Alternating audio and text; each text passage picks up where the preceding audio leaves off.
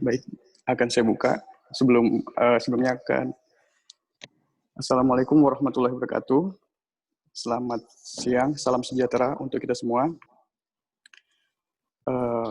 Terima kasih kepada teman-teman yang telah hadir secara virtual di acara webinar dari PPI Fukuoka dari Divisi Kajian dengan judul How to Publish Your Research. Kami mengucapkan selamat datang dan terima kasih kepada Mas Pandey yang telah bersedia untuk berbagi ilmu, sharing, pengalaman secara virtual, secara online. Semoga webinar ini kita mendapatkan manfaat yang besar sehingga mewujudkan atmosfer research yang baik di masa pandemik dan setelah pandemik ini.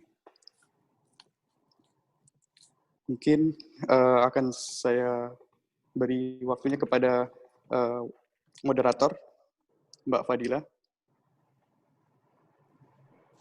Oke, Mas. Ya. Bisa langsung dimulai ya, Mas ya? Ya, siap. Oke, terima kasih waktunya untuk Mas Adit selaku Ketua PPI. Pada siang hari ini kita akan memulai diskusi tentang how to publish your research yang akan disampaikan oleh Mas Pandey. Sebelumnya, saya di sini adalah moderator yang akan memimpin jalannya diskusi. Perkenalkan dulu, nama saya adalah Fadila. Saat ini saya sebagai PhD student di Laboratory of Functional Design of Marine Systems di Urban and Environmental Department di QC University. Sebelum masuk ke diskusinya, saya akan membacakan CV dari pembicara kita pada siang hari ini. Saya akan share screen di sini.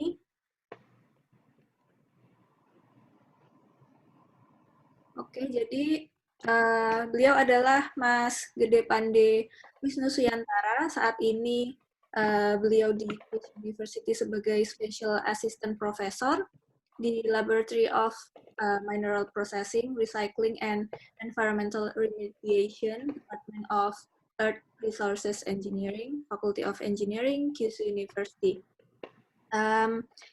Beliau sebelumnya sudah menjalani PhD atau doctoral degree di QC University juga di lab yang sama. Kemudian master lulus 2012 dari UGM, Departemen Teknik Kimia. Lalu S1-nya juga dari Departemen Teknik Kimia di UGM juga. Lalu Mas Pandey ini kalau kita lihat di CV-nya, beliau memiliki beberapa skill, terutama di bidang mineral processing ya. Lalu juga beliau sudah menjalankan beberapa research, dan juga beliau aktif sebagai reviewer di beberapa jurnal. Salah satunya adalah Minerals Engineering, Minerals International Journal of Mining Science and Technology, International Journal of Technology. Jadi beliau memang sudah sangat aktif melakukan publikasi. Oke. Kita langsung saja masuk ke agenda intinya, yaitu diskusi yang akan diawali oleh presentasi dari Mas Pandey, 45 menit. Nanti untuk peserta yang ingin menanyakan sesuatu atau ingin curhat masalah publikasi, bisa raise hand. Di akhir acara, kita akan membuka sesi tanya-jawab atau diskusi setelah Mas Pandey selesai memberikan presentasinya. Jadi silakan raise hand atau menulis di kolom chat pertanyaannya. Nanti akan saya bantu untuk menyampaikannya ke Mas Pandey.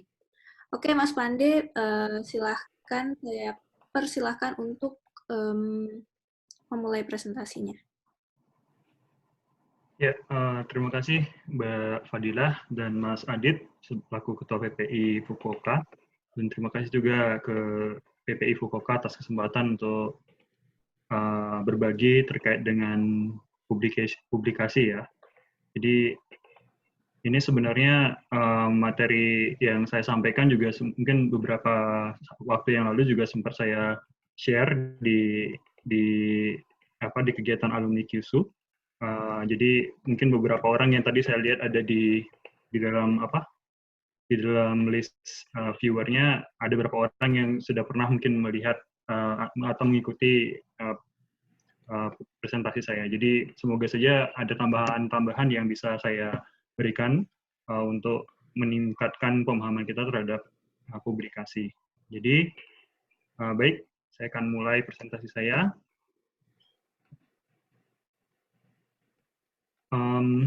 How to publish your research. Jadi seperti disampaikan, saya terafiliasi sekarang di Department of Earth Resources Engineering, dan di dalam kajian riset tentunya kita selalu berpikir endpoint-nya apa sih dari research, ya selain dengan hasil yang menggembirakan, hasil penelitiannya bagus, juga tentunya ada output yang lain. Oke, kita pertama kali mungkin yang kita perlu pertanyakan, publish or perish. Ini seringkali yang kita terima di jargon yang lazim yang kita terima di dunia akademik.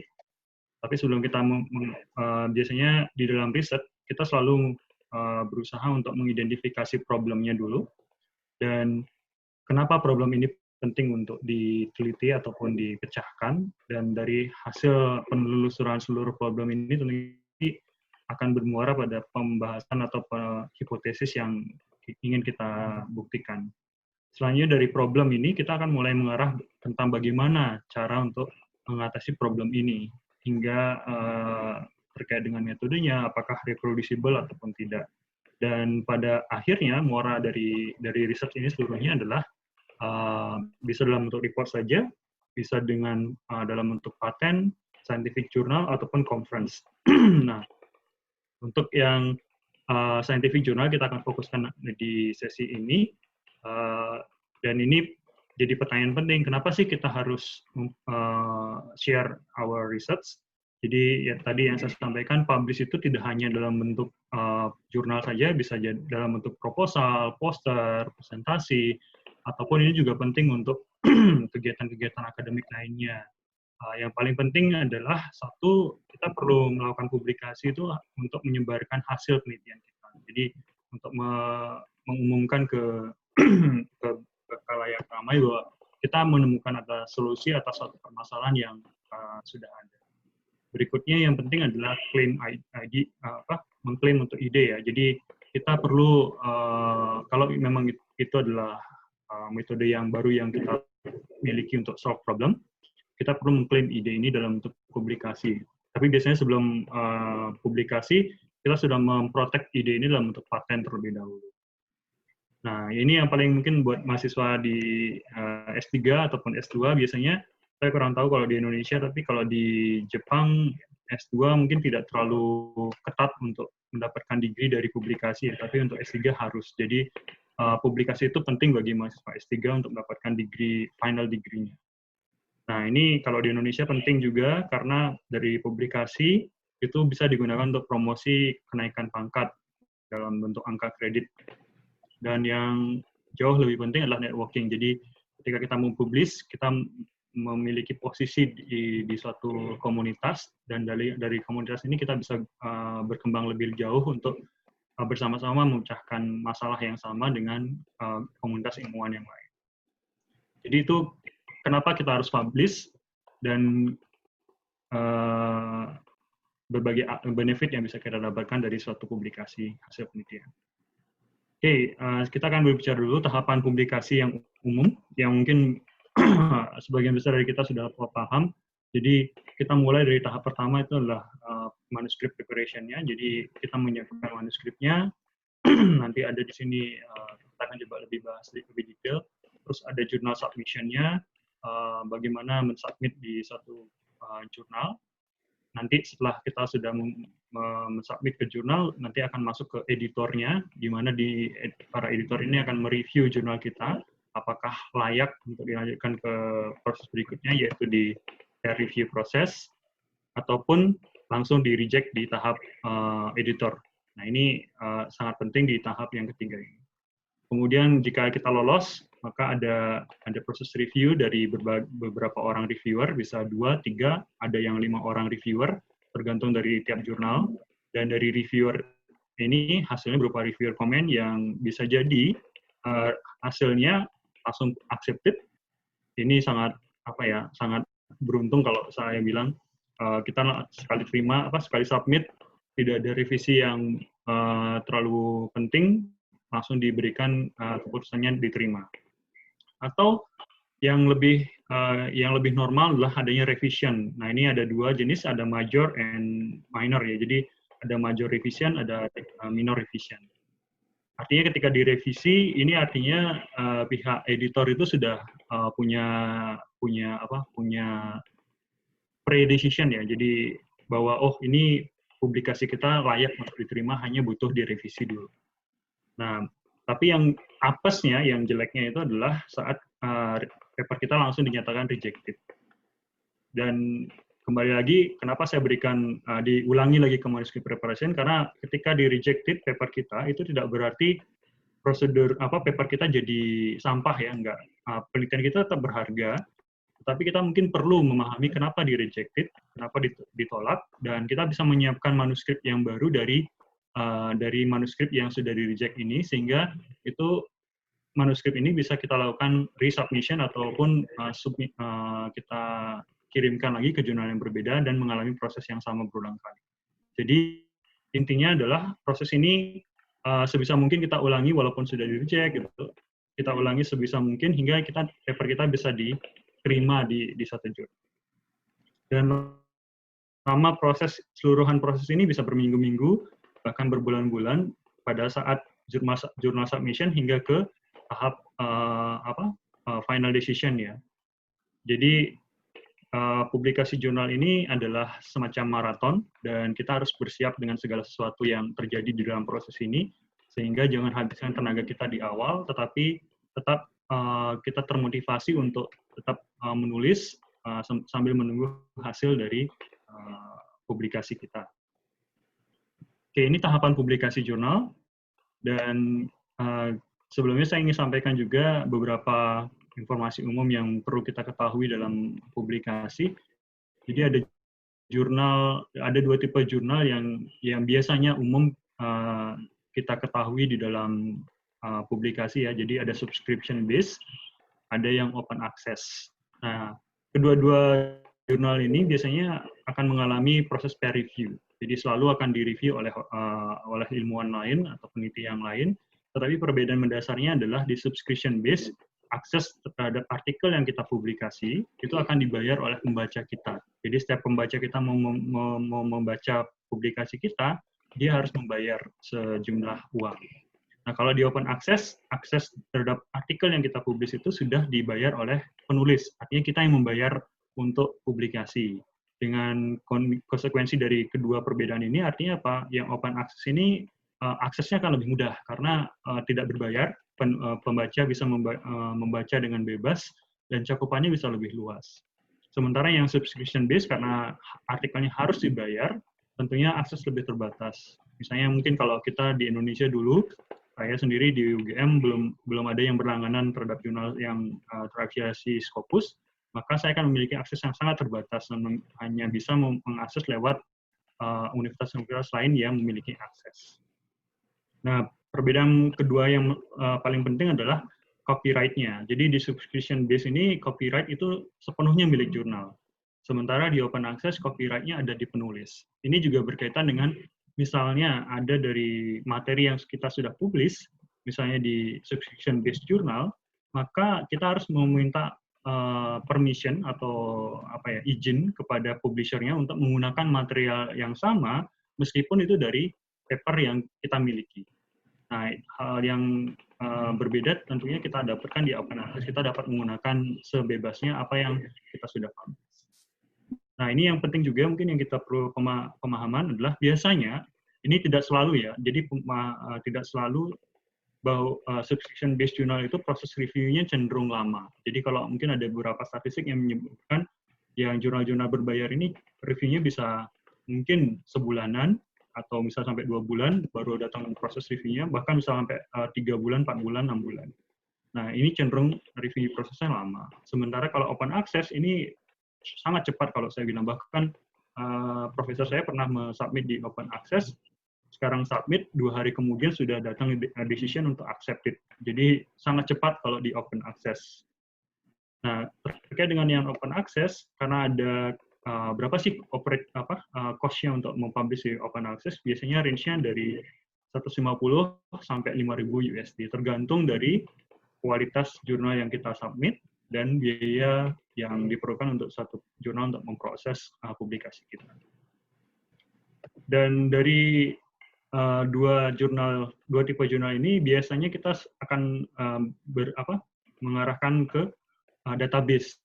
Nah, yang biasanya terkenal adalah Scopus. Ini database yang cukup tinggi, volume yang terdaftar di Scopus, terindeks Scopus. Yang kedua ada di Web of Science yang dimiliki oleh Clarivate Analytics. Nah, kalau untuk open access biasanya database yang digunakan adalah ini DOAJ. Jadi Directory of Open Access Journal.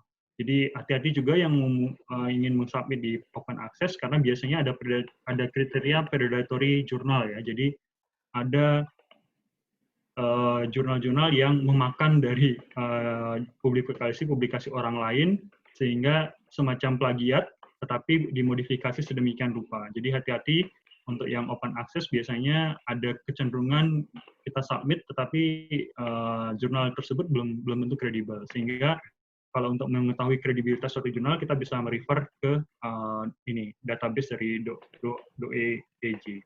Nah, berikutnya ada juga database dari Google Scholar. Nah, perbedaan antara Google Scholar, Scopus, dan Clarivate Analytics saya sampaikan di slide berikutnya. Jadi, seperti yang tadi saya sampaikan, Scopus ini database-nya cukup besar dibandingkan Web of Science. Kemudian jumlah proceeding yang terdaftar di Scopus dan Web of Science juga relatif besar. Tetapi yang jadi permasalahan di Scopus itu adalah fokusnya adalah physical science, health science, life science, and social science and humanities. Tetapi tidak terlalu mencakup di bidang sosiologi, fisika, dan astronomi. Kalau Web of Science, dia fokusnya di science, teknologi, social science, arts, and humanities. Nah, kalau Google Scholar, database-nya itu seluruh area dia cakup. Sehingga biasanya kalau yang punya H-index misalnya ya, citation index-nya di Scopus itu rendah, di Google Scholar bisa jadi lebih tinggi, karena dia bisa mencakup dari seluruh area. Nah, kalau untuk jenis bahasa non-Inggris, di dalam Scopus dan Web Science itu dua-duanya mengakomodir. Bahkan kalau Google kita bisa berbagi bahasa masuk ke dalam database dari Google. Kalau dari sisi developernya tentunya berbeda. Scopus ini punya Elsevier yang ada di Belanda. Web of Science punyanya Clarivate Analytics, punyanya Amerika. Kalau Google kita sudah tahu sendiri database-nya kalau nggak salah dia perusahaan Amerika. Jadi dari kedua database besar ini, Scopus dan Web of Science, dia juga menghasilkan jurnal parameter yang berbeda. Jadi ada jurnal impact factor, kalau di Web of Science ini yang cukup kita familiar. Kemudian kalau di Scopus ada site score, ada Simago Journal Rank, dan impact per paper. Sementara kalau Google Scholar, setahu saya sekarang sudah ada Google Scholar Impact Factor. Jadi itu juga salah satu parameter dari jurnalnya. Nah, keunggulannya masing-masing Scopus itu tentunya sangat user friendly ya. Jadi dia punya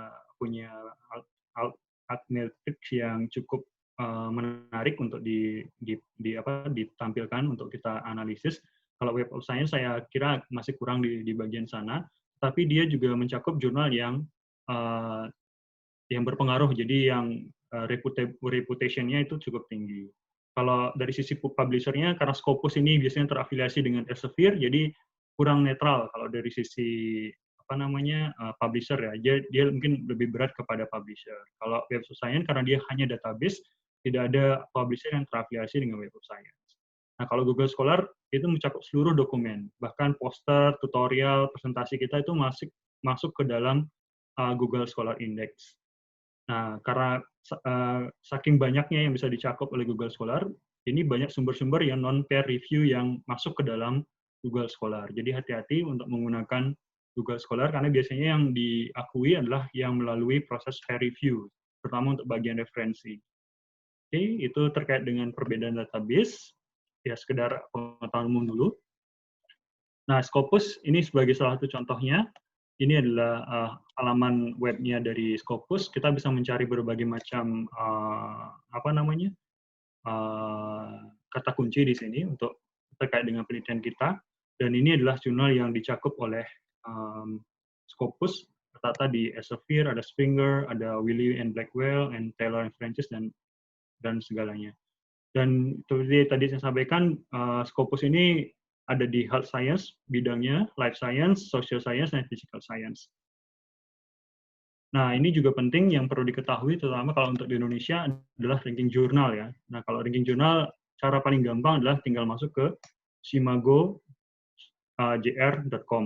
Jadi, tinggal masukkan nama jurnalnya, misalnya dalam hal ini saya masukkan nama jurnalnya Mineral Engineering, maka akan muncul H-index dan segala informasi terkait dengan jurnalnya. Di subjek area mana, kategori mana, dan termasuk publisher-nya. Nah, biasanya di bagian bawah dari halaman jurnal akan muncul berbagai macam data.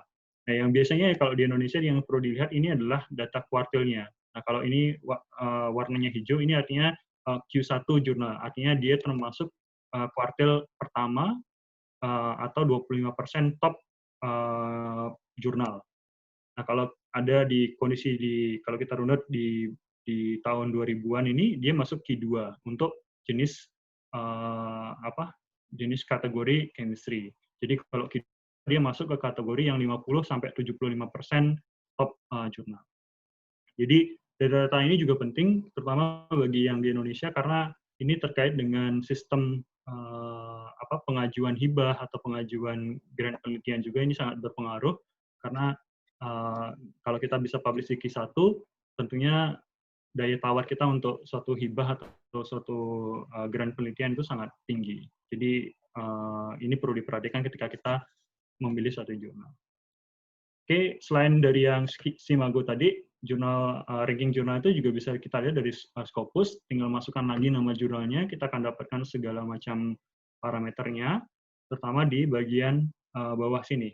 Jadi kita lihat, kita bisa melihat posisi dari rankingnya. Oh, dia ini misalnya di bidang Earth and Planetary Science, dia nomor 22 dari 189 jurnal yang ada di kategori ini. Nah, ini yang sehingga dia masuk ke kategori 88, posisi ke-88 atau Q1. Nah, ini yang penting juga kita perlu lihat jurnal ini. Oke, itu tadi terkait secara umum. Nah, sekarang kita masuk ke manuscript preparation-nya. Jadi ini materinya mungkin sudah pernah saya sampaikan di webinar yang lain. Jadi mungkin sekedar information. Jadi kenapa sih paper kita ditolak atau di reject dari suatu jurnal? Yang paling umum biasanya ini satu tidak sesuai dengan lingkup jurnal. Ini sudah jelas-jelas dia jurnalnya sudah tidak sesuai, tapi kita maksa masuk karena kita melihat mungkin ini jurnalnya Q1, kemudian faktornya bagus, tapi ternyata tidak sesuai dengan lingkup jurnal. Jadi ini yang paling umum ditolak di tahap editor. Nah, berikutnya adalah metode yang tidak detail, kemudian ada kesalahan prosedur yang sangat fatal, dan riset yang tidak reproducible. Ini terkait dengan metodologi penelitian. Berikutnya biasanya adalah argumentasi kita itu tidak didukung oleh data. Jadi seringkali datanya kemana, argumentasinya kita berbeda. Nah, ini juga penting untuk dilihat ketika kita menulis suatu manuskrip. Terus berikutnya adalah nilai kebaruan atau novelty yang minim. Nah, ini yang penting nanti yang kita akan coba sedikit bahas. Dan terakhir adalah literatur review kita atau di bagian introduction kita tuh minim. Jadi kita belum mencakup, perspektif kita belum terlalu luas, sehingga problem kita tuh belum terlalu kuat untuk dibahas. Nah, ini yang penting untuk kita ketahui. Terus, alasan minornya apa sih biasanya kalau untuk paper rejection? Biasanya sih tidak mengalir story-nya, misalnya. Jadi antar bagian itu tidak menjadi satu paduan yang utuh, dan biasanya juga terkait dengan English. Tapi ini bukan berarti minor ini langsung di-reject ya. Biasanya ini masih bisa kita perbaiki. Kalau saya sebagai reviewer, ini akan jadi alasan untuk maju revision. English-nya perlu di-improve. Nah, ini keywords yang untuk manuscript preparation yang perlu kita perhatikan. Yang pertama, plagiarism atau plagiat ini sangat-sangat dilarang. Jadi kita sebisa mungkin jangan sampai melakukan plagiat, karena itu sekali melakukan plagiat, kita sudah merusak reputasi akademik kita. Berikutnya, keyword-nya adalah amati, tiru, dan modifikasi. Nah, ini penting untuk kita lakukan. Kita misalnya sudah menentukan, oh saya mau submit ke jurnal A, maka yang perlu kita lakukan berikutnya adalah kita baca jurnalnya yang sudah dipublish di sana, bagaimana gaya penceritaannya, bagaimana pemilihan kata, grammar, ataupun tenses yang digunakan, terus bagaimana sih si penulis ini menyampaikan masalah, bagaimana dia literatur review-nya dan objektifnya pada bagian introduction, terus bagaimana metode yang dia sampaikan itu secara detail penyampaiannya dan sistematis, terus bagaimana menampilkan tabel, gambar, grafik yang baik sehingga publikasi kita itu menarik untuk dibaca, terkait juga dengan bagaimana membahas dan menyusun kesimpulan. Jadi ini adalah kata kunci yang penting. Jadi amati, tiru, dan modifikasi. Jadi kita baca jurnal, kita perlu melihat apa sih yang penting, kita amati dulu, kita tiru nggak apa-apa, tapi jangan plagiat ya. Nah itu yang penting, tiru tapi bukan plagiat, meniru, kemudian dan kita mau melakukan modifikasi terkait dengan gaya bahasa. Nah, ini yang kembali lagi, hindari self-plagiarism, terutama kalau kita sudah punya publikasi sebelumnya. Nah, ini hati-hati, karena publikasi sebelumnya itu juga termasuk sudah terpublish, kita perlu men-cite paper kita, kalau memang itu terkait dengan publikasi kita saat ini. Nah, ini penting, karena jangan sampai kita lupa bahwa plagiarism, oke, kita tidak lakukan, tapi self-plagiarism juga jangan sampai kita lakukan.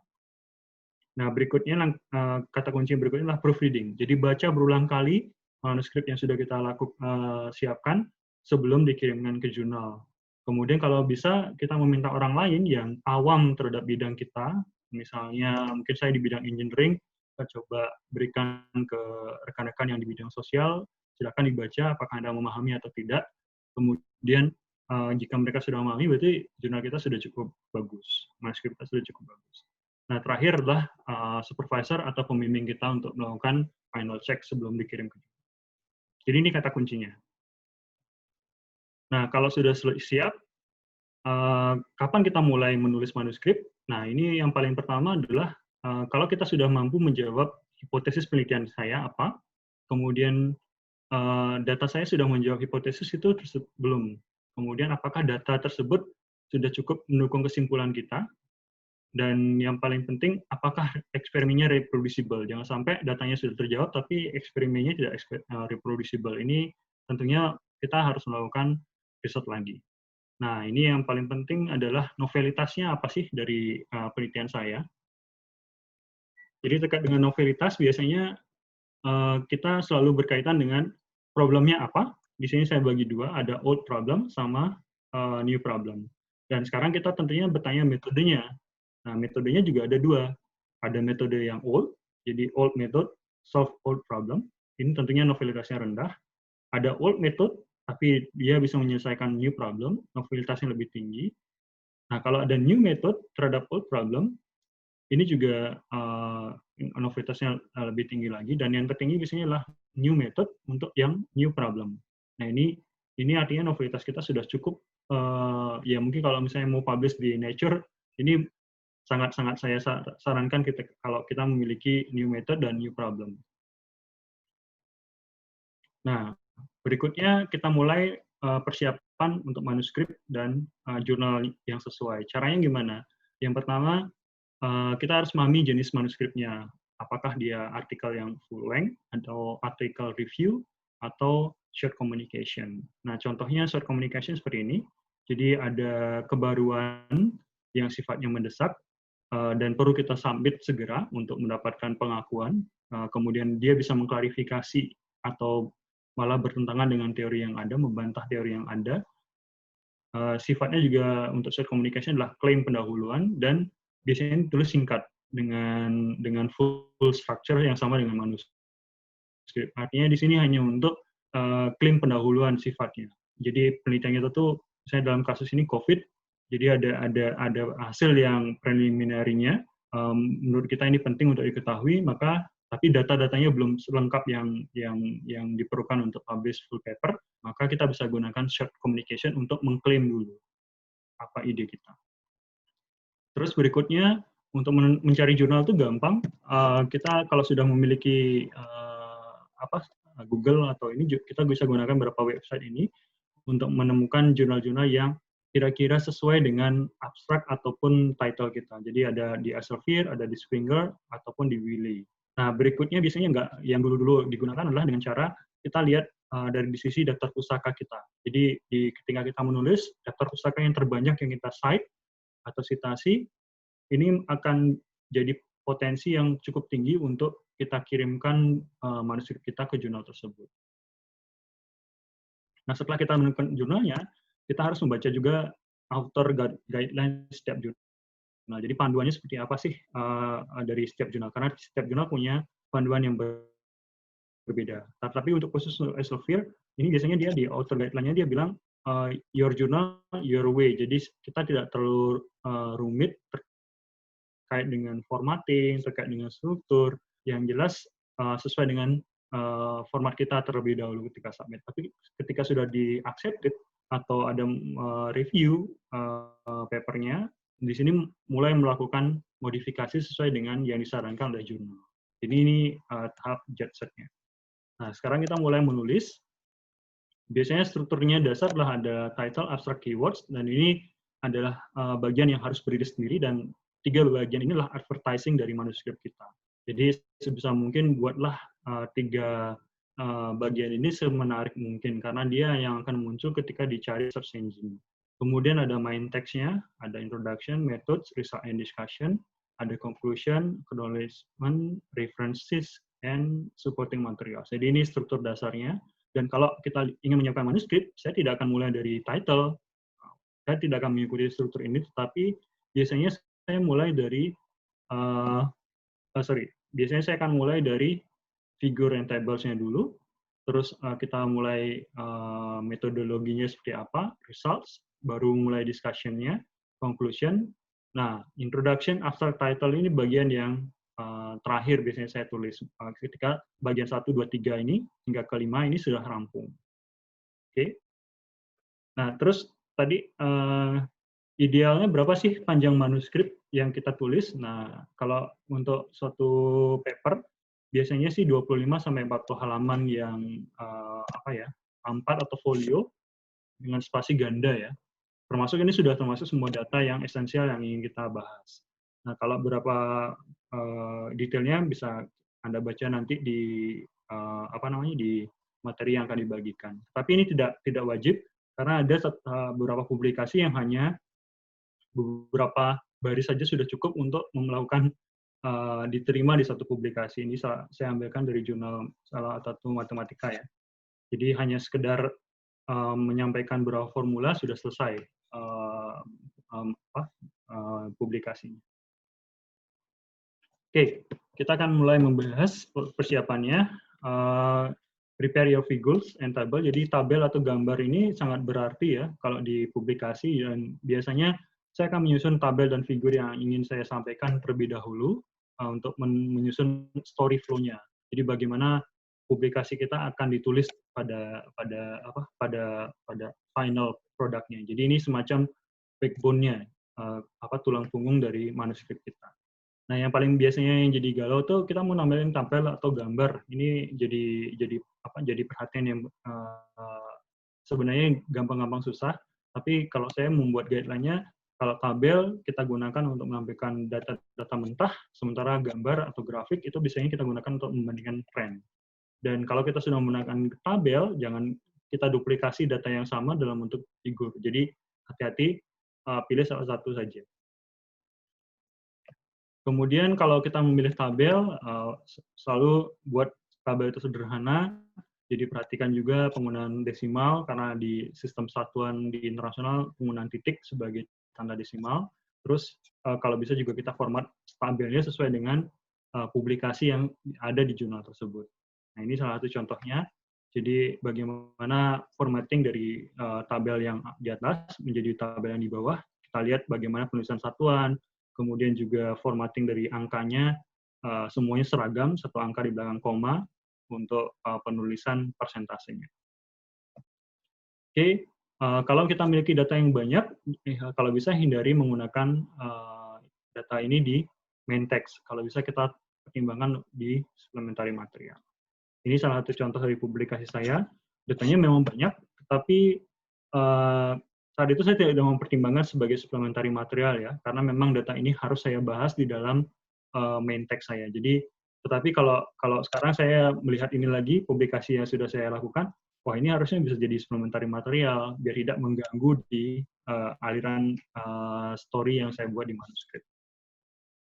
Ini salah satu jurnal yang sudah ter-accepted dari suatu publikasi. Kalau kita analisa, saya melihat satu ini ada yang terpotong di bagian ininya.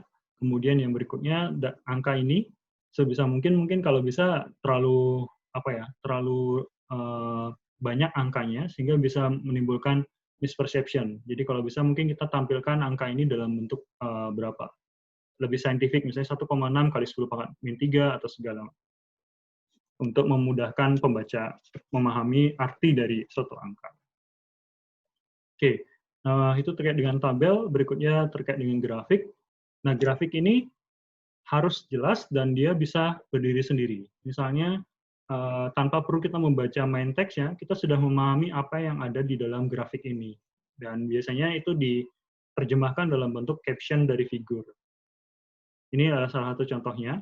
Jadi gambar ini disebutkan, oh ini adalah zeta potensialnya, kemudian arti tanda triangle-nya apa, bagaimana juga dari tanda bulatnya, kemudian ada tanda petunjuk panah yang menunjukkan bahwa grafik ini indeksnya mengarah ke kiri, sementara yang grafik yang putih ini adalah di trend line menuju dari pH rendah ke pH alkaline. Nah, ini salah satu contoh bahwa grafik itu harus clear and self-explanatory.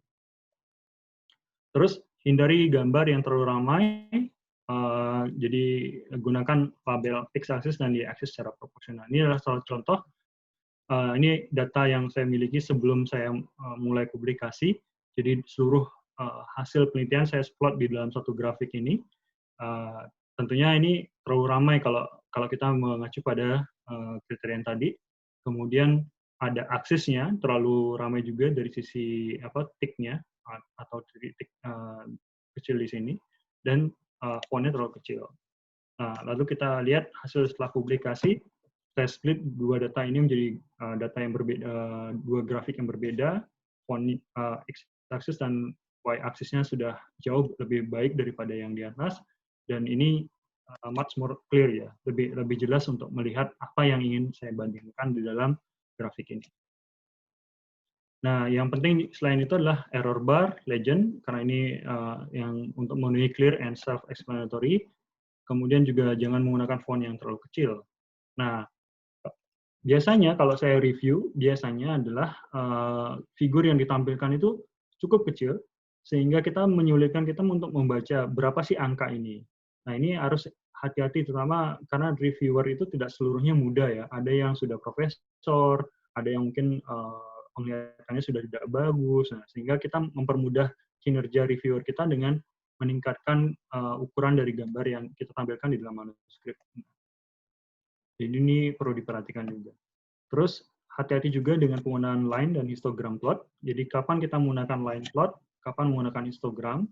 Misalnya kalau kita memiliki data yang sifatnya time periodic gitu ya, jadi ini tentunya kita bisa menggunakan line plot. Tapi kalau misalnya populasi ya, dalam hal ini khususnya adalah larva per meter persegi. Jadi inilah counting dari populasi di beberapa populasi larva ya. Nah, untuk kasus ini kita tidak tepat menggunakan line, tetapi harus menggunakan histogram karena sifatnya adalah datanya discontinue, bukan data continue. Nah, ini yang perlu kita hati-hati juga dalam menyampaikan data.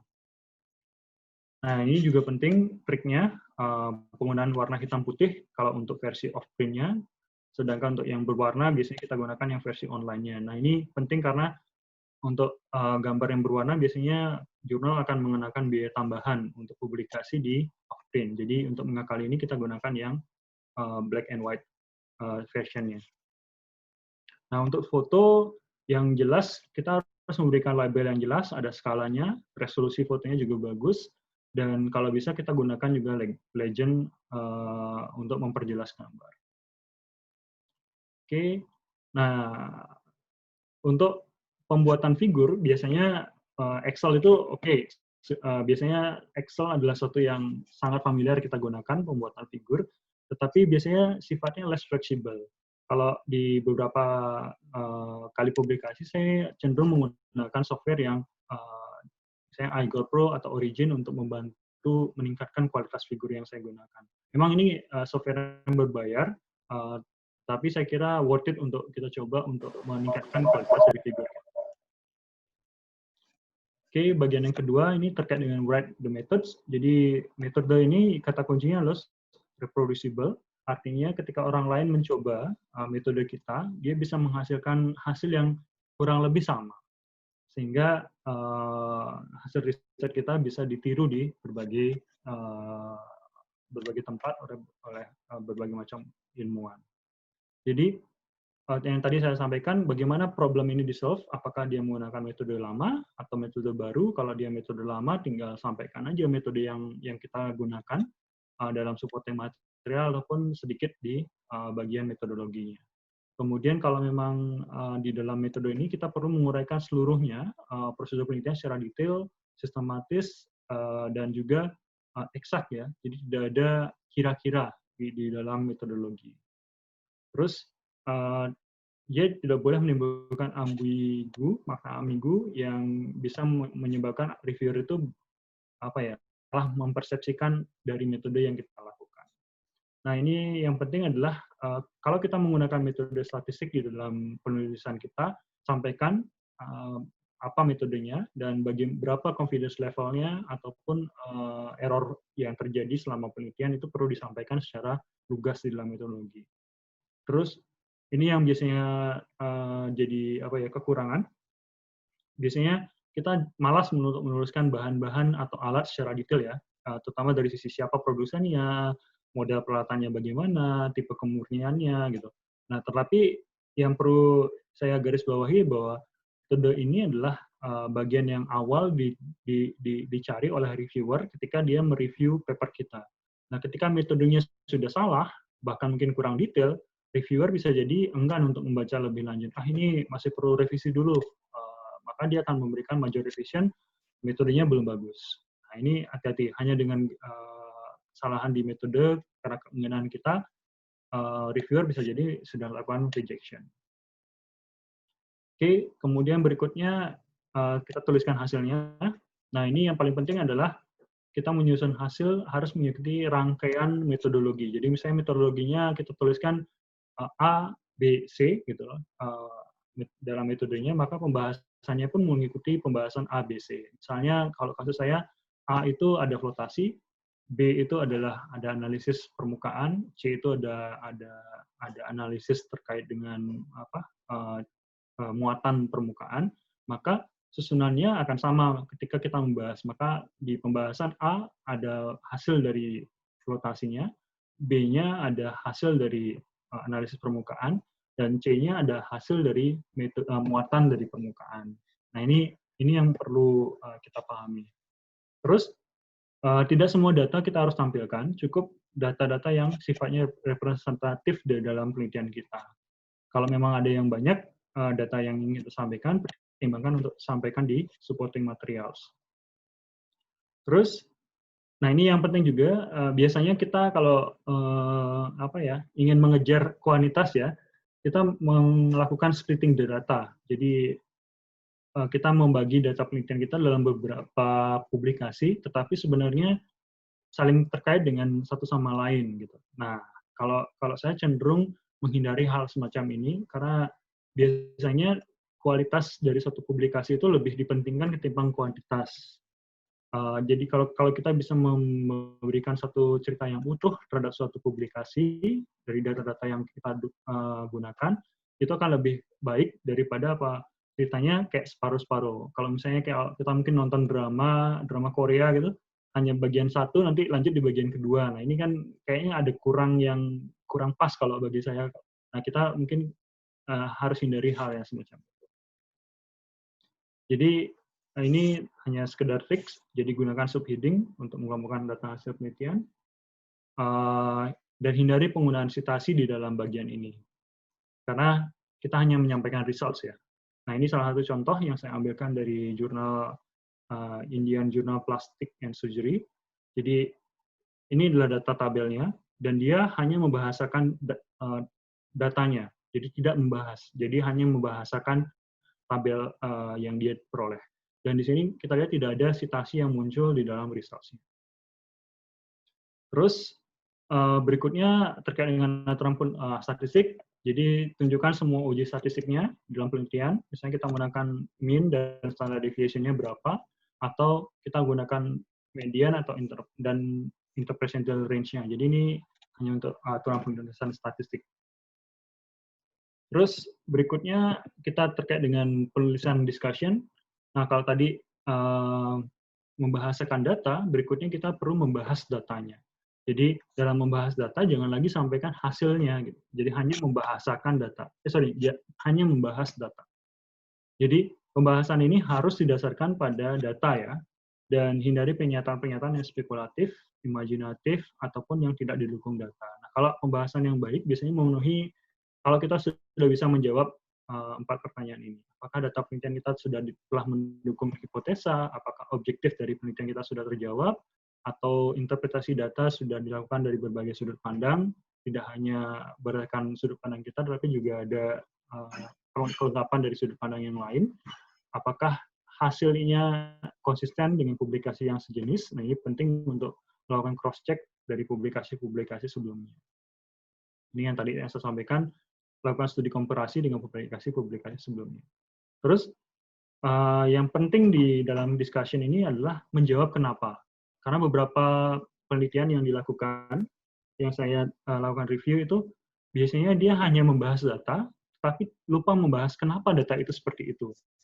Jadi ini yang perlu kita lakukan di dalam discussion. Kenapa sih data kita naik? Kenapa sih datanya turun? Atau kenapa tidak ada efek dari perlakuan yang kita lakukan? Ini harus dibahas. Dan kenapa saya punya signifikansi yang rendah misalnya?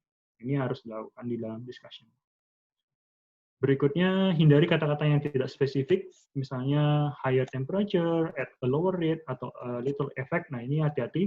Jadi sebisa mungkin paper itu sifatnya eksak ya. Jadi higher temperatur berapa? Oh, higher temperature lebih dari temperatur 40 derajat misalnya. Nah, itu yang kita maksudkan. Jadi hindari penggunaan yang tidak spesifik. Ini yang salah satu contoh, misalnya penggunaan kuantitatif, berapa suhunya, berapa persentasenya, atau signifikan p-value-nya berapa. Terus, jangan gunakan istilah-istilah baru di dalam discussion yang belum kita definisikan sebelumnya. Karena ini akan membuat reviewer atau readers kita bingung, kok tiba-tiba ada istilah ini. Jadi sebisa mungkin istilahnya sudah dijelaskan di bagian introduction ataupun sebelum kita membahas penelitian istilah tersebut. Nah, ini yang penting juga di dalam discussion ini kita perlu menyampaikan limitasi dari penelitian kita apa. Apakah penelitian kita harus dilakukan lagi di masa depan, apa yang perlu dilakukan untuk melengkapi data-data yang kita miliki sekarang, kelemahannya seperti apa, ini harus kita lakukan juga di discussion. Nah, ini sebagai contoh, tadi results-nya seperti apa dari sebelumnya ya. Nah, ini discussion-nya. Jadi, kita lihat di sini tidak ada yang membahas tidak ada yang membahas lagi tabel-tabel tersebut, tetapi dia membahas hasil penelitiannya. Misalnya salah satu contoh dia membandingkan dengan penelitian orang lain di Thailand, kemudian dia juga membandingkan penelitian orang lain di Eropa. Dari dua hasil ini kemudian dia melakukan komparasi dan menemukan kalau penelitiannya dia itu lebih mirip dengan Thailand ketimbang Eropa. Kenapa? Dia juga melakukan menyampaikan alasan kenapa sih Thailand dan Eropa, kenapa sih penelitian ini mirip dengan Thailand daripada yang di Eropa. Ini salah satu contoh pembahasan.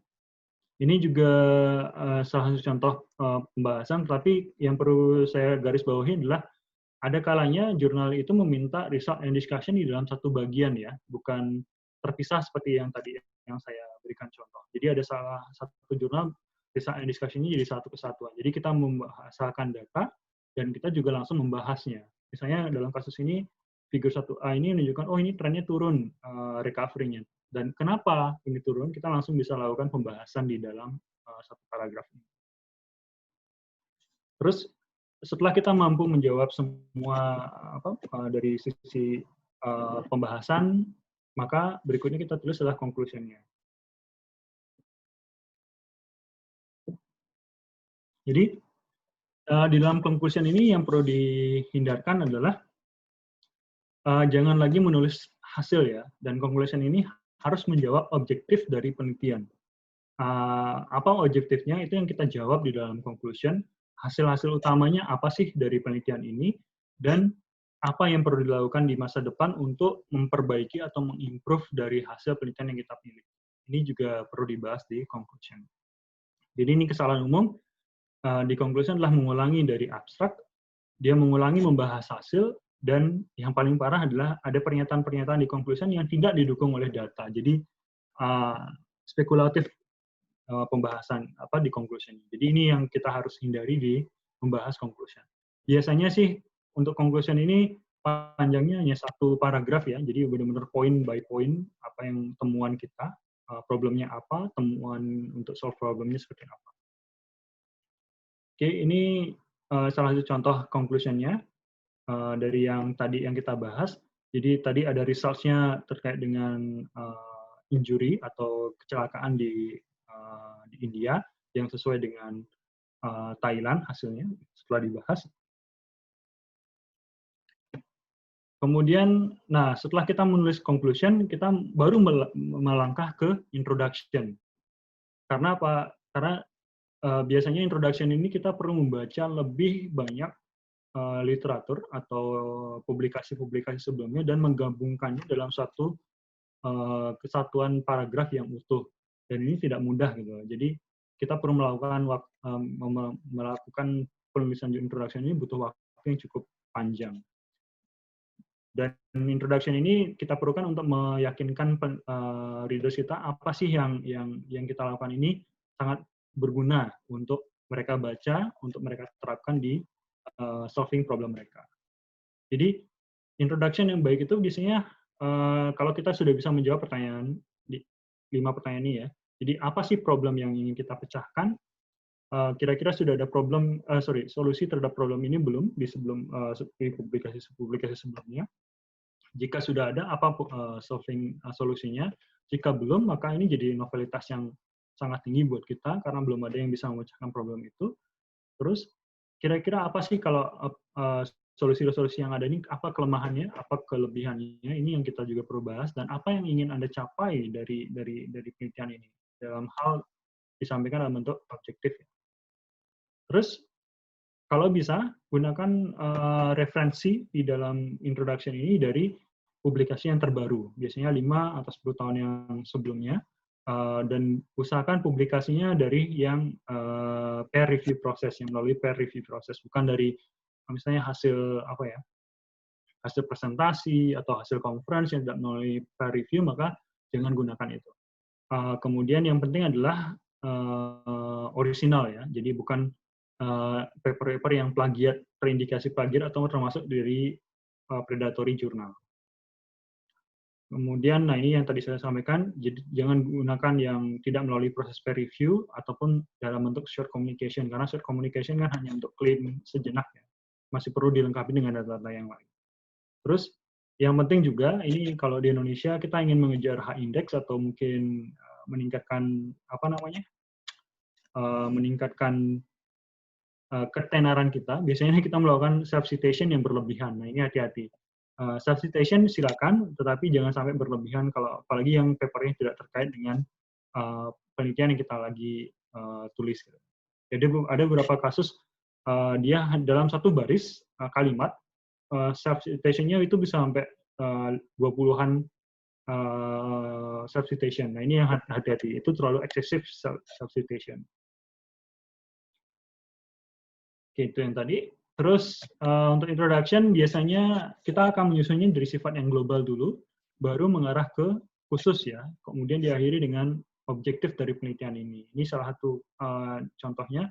Jadi global, konteksnya dulu, kemudian mulai ke lebih spesifik, kenapa misalnya problem ini harus diteliti dan segalanya, kemudian terakhir, apa sih tujuan dari penelitian kita.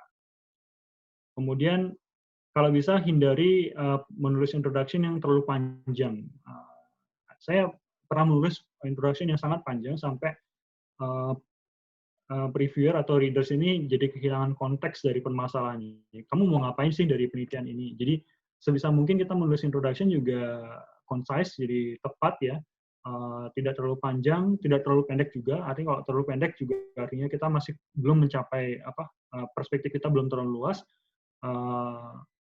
dan tidak terlalu panjang untuk menghindari terjadinya misleading dari topik yang kita ingin bahas.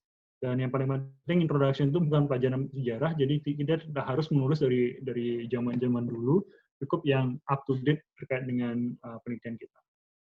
Nah, ini salah satu contoh introduction yang saya publish. Jadi kita mulai dari konteks yang paling umum dulu. Kenapa sih kita harus memisahkan, misalnya dalam kasus ini mineral molybdenum dan tembaga.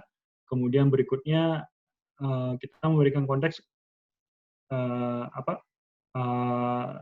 penelitian-penelitian yang sudah pernah diteliti untuk pemisahan molybdenum dan mineral, dan apa kesulitan-kesulitan yang mereka hadapi. Nah, ini contoh yang lain. Ada yang menulis paper ini, jurnal itu ada yang menghendaki introduction-nya sendiri, kemudian objektifnya ataupun research motivation-nya ditulis dalam 2 section yang berbeda. Nah, kembali ini harus kita lihat dari guideline yang disampaikan di jurnal. Jadi, kembali harus perhatikan bagaimana guideline-nya atau bagaimana jurnal-jurnal yang sudah dipublikasi di sana strukturnya seperti apa. Nah, berikutnya terkait dengan abstrak. Jadi, seperti yang tadi saya sampaikan, abstrak ini adalah iklan dari manuskrip, jadi kita sebisa mungkin buat semenarik mungkin, karena ini adalah mini manuskrip ya, jadi harus kita memiliki introduction singkat, ada tujuan penelitiannya, bagaimana gambaran umum dan singkat terkait metode penelitian, terus juga ada ringkasan hasil penelitian utamanya, ada kesimpulannya, dan yang paling penting, dia harus mampu berdiri sendiri tanpa readers-nya itu membaca sampai ke dalam artikel secara keseluruhan. Jadi, abstrak itu adalah mini manuskrip. Nah, ini yang penting, tidak ada citasi di dalam abstrak, hindari penggunaan jargon atau singkatan yang tidak lazim di dalam abstrak, karena ini bisa menjadi readers-nya bingung. Ini apa sih maksudnya ya? Oke. Kemudian, gunakan kalimat-kalimat yang akurat, jelas, dan langsung ke poin yang ingin disampaikan. Nah, ini salah satu contoh yang abstrak yang saya coba ambil. Jadi, yang pertama, dia menyampaikan apa sih yang dilakukan di dalam paper ini. Dia menginvestigasi metal contamination at 9 sites dari yang berlokasi di English Channel. Kemudian berikutnya, dia juga menyampaikan metodenya apa sih yang dilakukan untuk mengambil untuk menginvestigasi dari contamination ini, dan akhirnya di bagian merah ini dia menunjukkan hasil dari risetnya. Ada kandungan CD show the highest liability and CU the lowest, ada zinc juga. Jadi ini dia menyampaikan hasilnya, kemudian berikutnya dia menyampaikan apa sih kesimpulan yang hasil penelitian. Nah, untuk beberapa kasus, khususnya di jurnal medik, background material metodenya itu disampaikan secara lugas ya. Jadi ada section markernya di sini, sehingga kita bisa memahami, ini maksudnya background-nya, ini material metodenya, dan ini results-nya. Nah, ini tergantung kembali bagaimana format abstrak yang dikehendaki oleh suatu jurnal.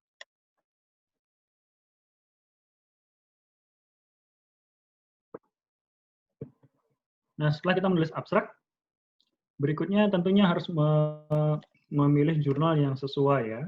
Jadi, judul manuskrip itu jangan terlalu panjang, karena ini sangat menentukan impresi dari editor, reviewer, dan pembaca Anda. Jadi, sebisa mungkin dengan membaca judul abstrak, dia sudah memahami, jurnal ini membahas tentang, tulisan ini membahas tentang ini. Jadi, judulnya harus dibuat informatif, tidak terlalu panjang, jelas, dan deskriptif. Jangan gunakan singkatan yang kurang familiar. Ini salah satu contoh dari publikasi yang pernah saya lakukan. Jadi originalnya seperti ini. kita lihat ada seawater divalent cation, dalam kurung bla bla bla, effect on the flotation of molybdenite and chalcopyrite. Jadi komennya dia menyatakan, kok ini kurang appropriate ya, ada tanda kurung di dalam judul. Jadi dia si reviewer menyarankan judul yang lain. Tapi bagi saya ini juga judulnya kurang pas, sehingga saya mencoba menggunakan judul saya sendiri. Jadi finalnya adalah effect of magnesium 2+ and calcium 2+ as divalent seawater cation on flotation of molybdenite and chalcopyrite. Ini salah satu contoh. Berikutnya juga ada contoh yang kedua, kalau kita bisa baca, ini judul originalnya, yang bagi reviewer sangat panjang, sehingga bisa mengurangi fokus dari pembaca. Dan akhirnya kalau kita lihat hasil revisinya itu cukup singkat dan sangat jelas apa yang ingin dibahas di dalam jurnal.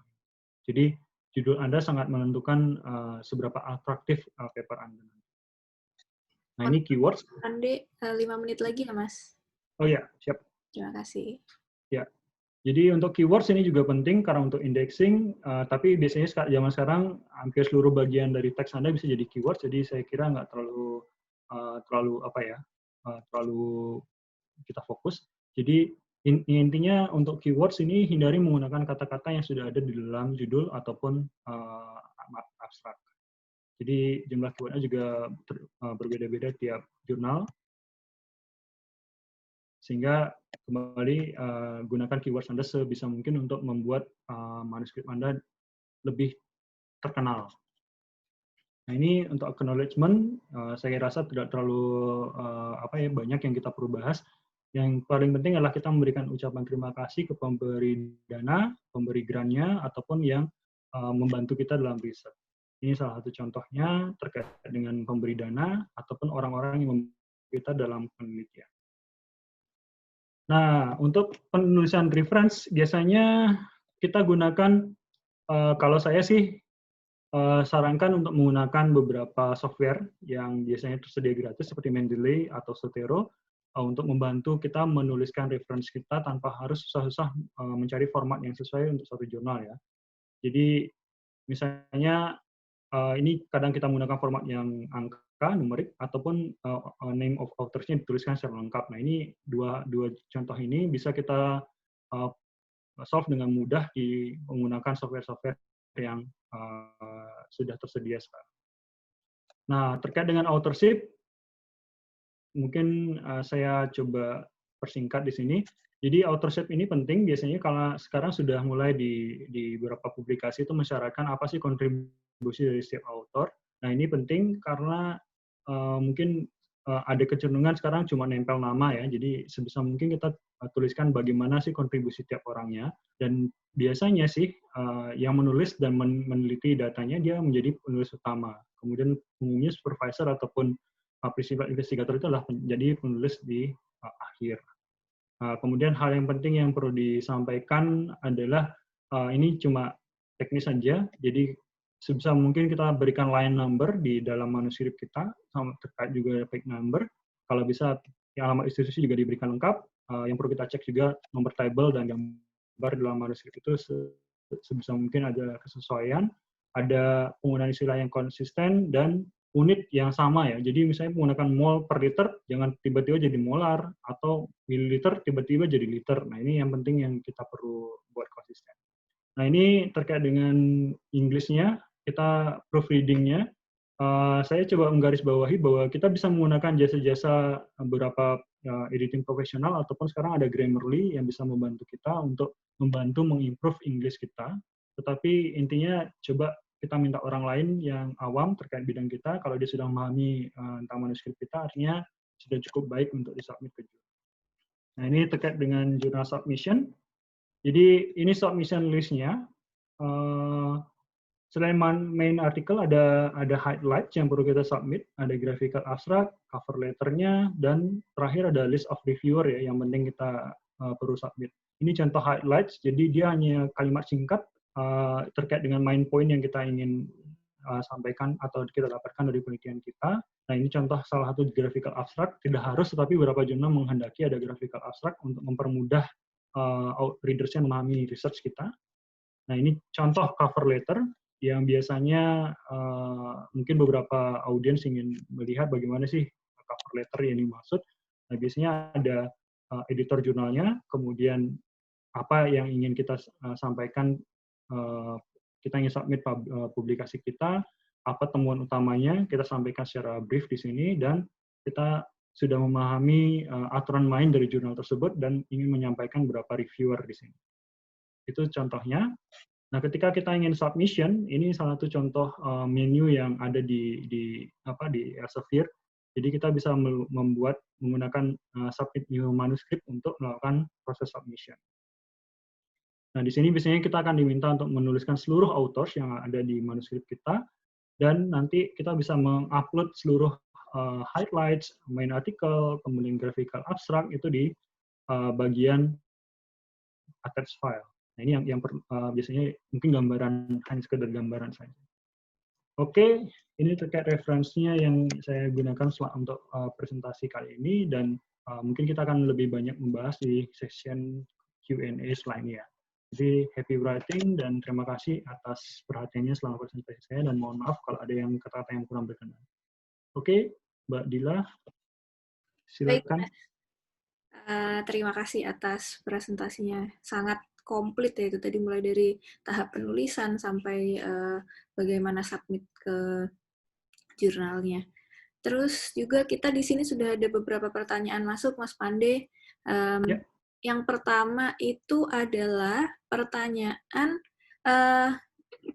bagaimana kalau kita membahas kelemahan di discussion, apakah tidak membuat paper kita menjadi kurang menarik gitu.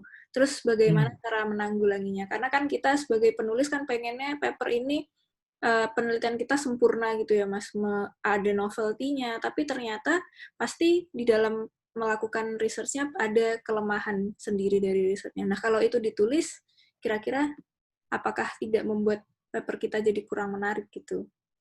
Oh, oke. Saya coba jawab dulu ya, Mbak Dila. Jadi, sebenarnya nggak masalah kalau kita menyampaikan, bukan kelemahan sih, keterbatasan sih kalau menurut saya. Apa sih yang membatasi penelitian kita gitu?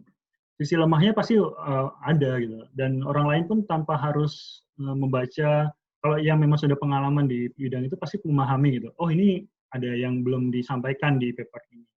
Jadi yang perlu kita sampaikan ya kelemahan atau keterbatasan dari penelitian ini sebenarnya sih tidak membuat poin dari manuskrip kita tuh rendah ya, tapi malah itu jadi satu, kalau bagi saya itu jadi satu daya jual ya untuk menyampaikan ke peneliti yang lain yang membaca paper kita bahwa oh ini masih ada yang kurang nih di penelitian saya. Nah, saya pernah melakukan hal itu. Jadi misalnya saya menemukan metode dengan menggunakan oksidasi ini hasilnya bagus, tetapi saya sampaikan tetapi hasil ini belum teruji di tingkat di tingkat pilot gitu, di tingkat pilot, sehingga uji lebih lanjut terkait dengan metode ini perlu dilakukan.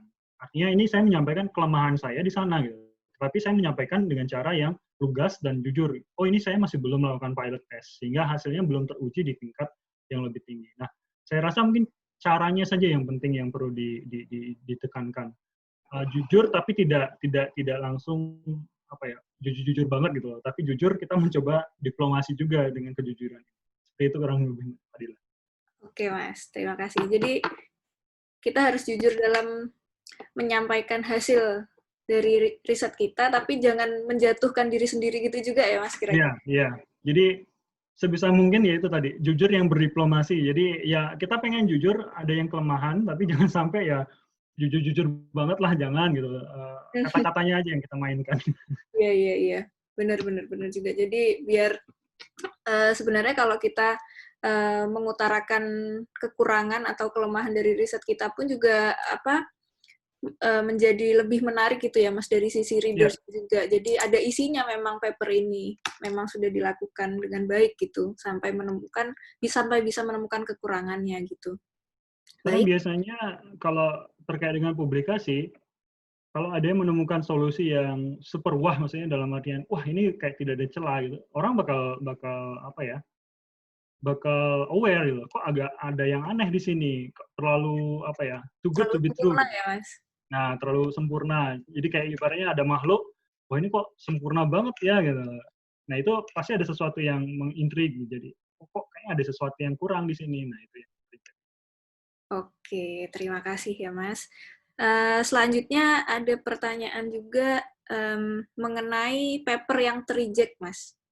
Ya. Jadi sepertinya ini sang penanya memiliki pengalaman ditolak. pernah di-reject gitu ya. Pasti sepertinya hampir semua penulis pasti pernah ter-reject ya Mas ya.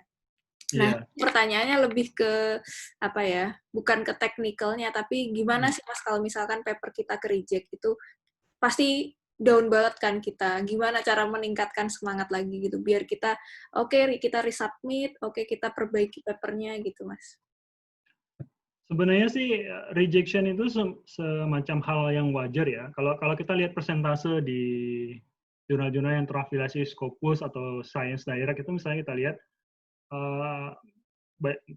yang saya tahu ya, misalnya mineral engineering yang saya submit ini rejection rate-nya itu hampir 70%.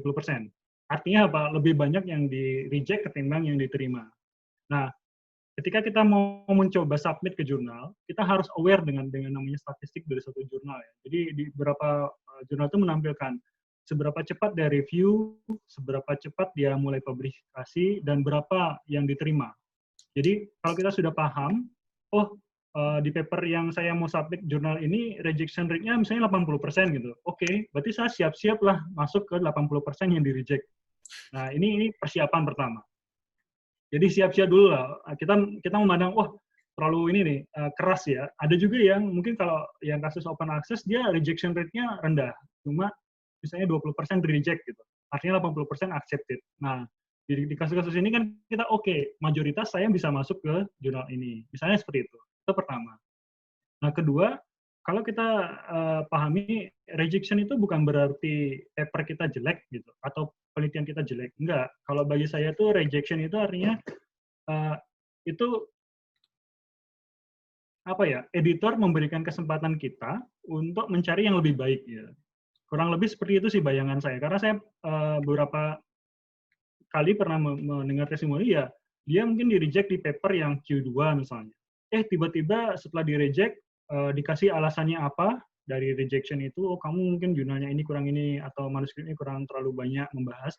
Dia lengkapi, setelah di-reject, dia submit ke Q1. Akhirnya apa? Diterima. Nah, artinya kalau kayak gini kan, Q2 nggak nerima, tapi Q1 nerima. Bukan berarti publikasi kita jelek, tetapi mungkin belum sesuai dengan kriteria jurnal ataupun standar dari jurnal itu.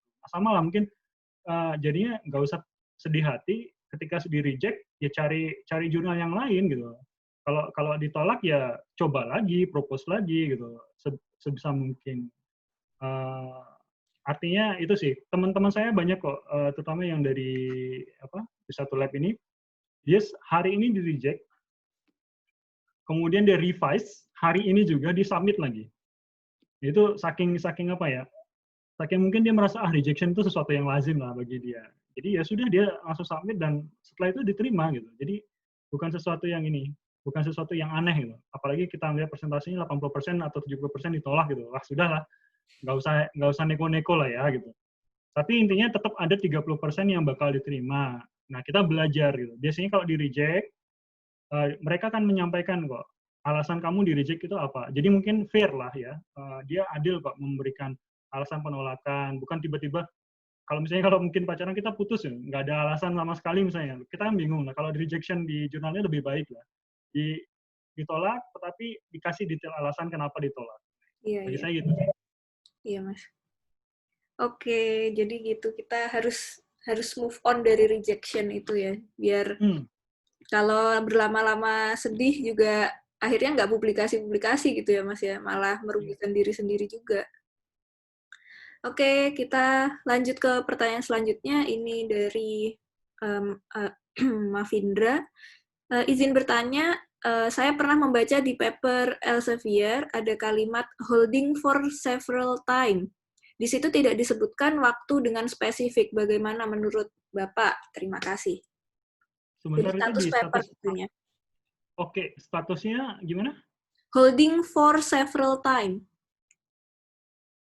Holding for several time. Saya belum pernah tahu sih. Biasanya sih, tapi kalau ketika misalnya, ini pengalaman saya ya, dia masuk ke reviewer, saya sudah submit, biasanya pertama statusnya itu adalah with editor. Kemudian setelah with editor, kalau dia editor memandang jurnal ini layak untuk direview, dia akan mengundang reviewer untuk mereview paper kita. Kalau sudah reviewernya memenuhi, statusnya akan berubah menjadi with reviewer.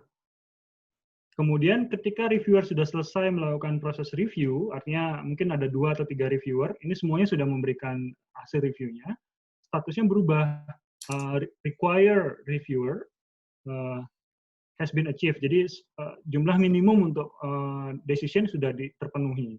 Jadi 3 status ini, dan selanjutnya nanti nunggu editor. Nah, saya kurang tahu kalau tadi hold for referral atau gimana ya? Cuman hold for referral time. Mungkin dari Mas Mavindra ini bisa menyampaikannya langsung ya. Ya, ini ada raise dari Mas Mavindra. Silakan, Mas. Iya, boleh. Baik, terima kasih atas kesempatannya Ibu Fadila dan Bapak Pande. Saya pernah baca jurnal tersebut tahun 2016.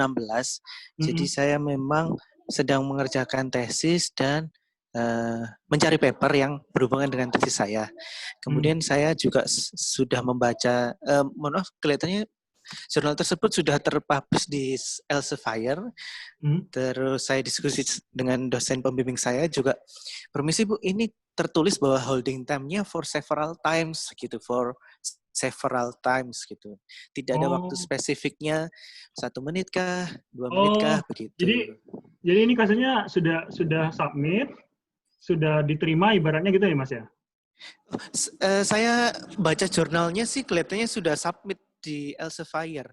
Oke. Kalau sudah submit, biasanya sih memang butuh dalam kasus beberapa ini tuh dia memang butuh waktu untuk memproses. Jadi ya mungkin di sana tergantung sekarang jurnalnya itu dia prosesnya cepat atau enggak.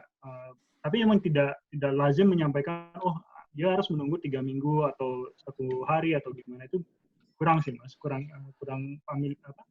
lazim untuk seperti itu. Jadi dia sangat general sekali, holding for several times gitu.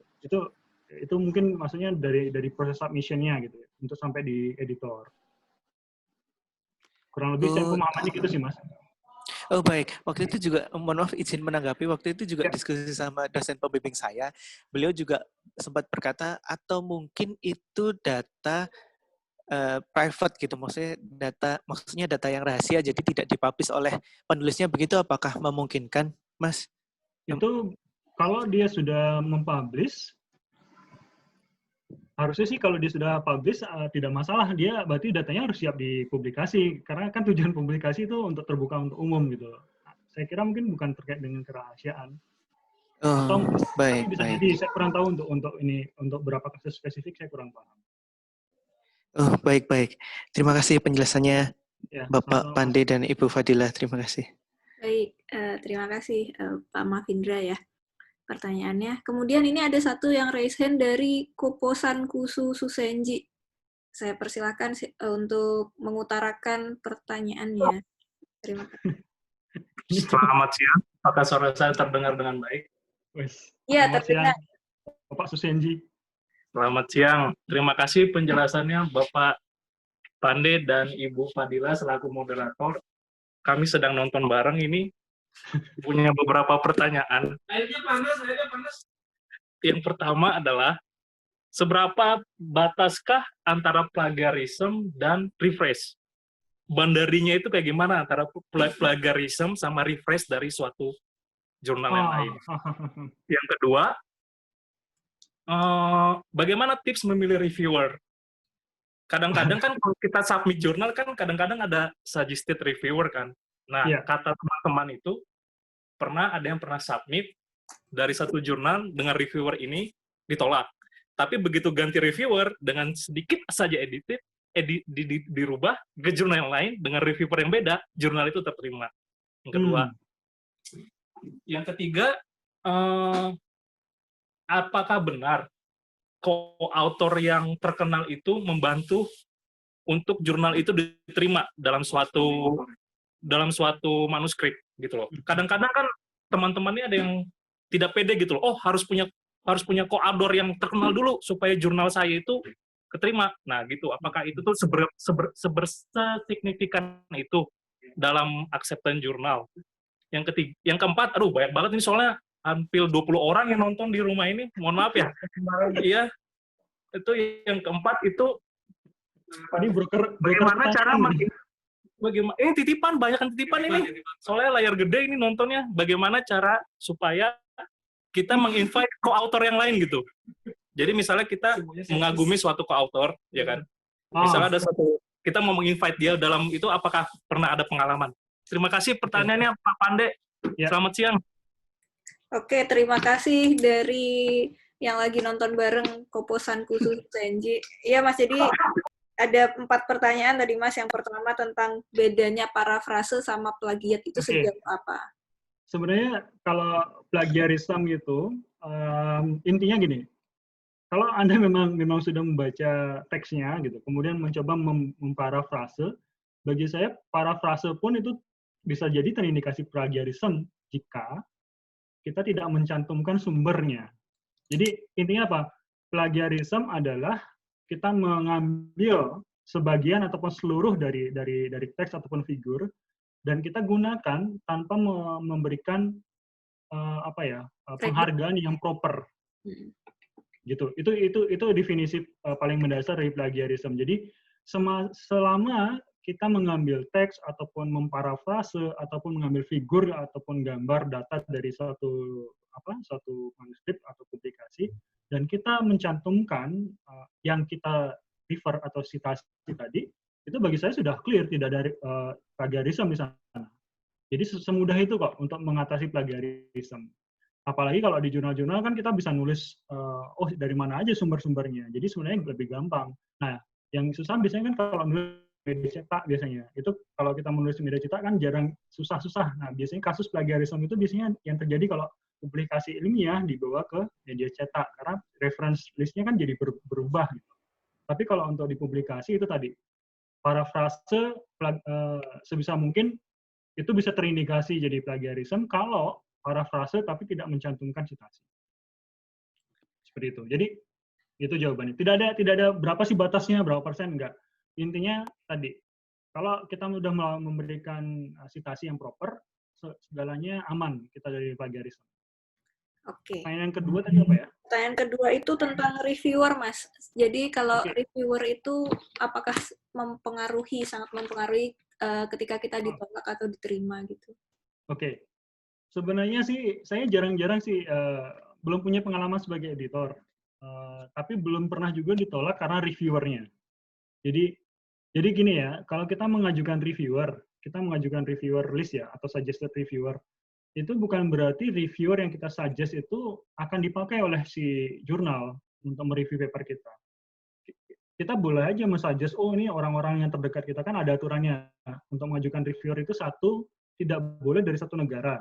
Misalnya kita lagi di Jepang, berarti tidak boleh yang satu negara dengan Jepang. Yang kedua, tidak boleh terafiliasi dengan kita.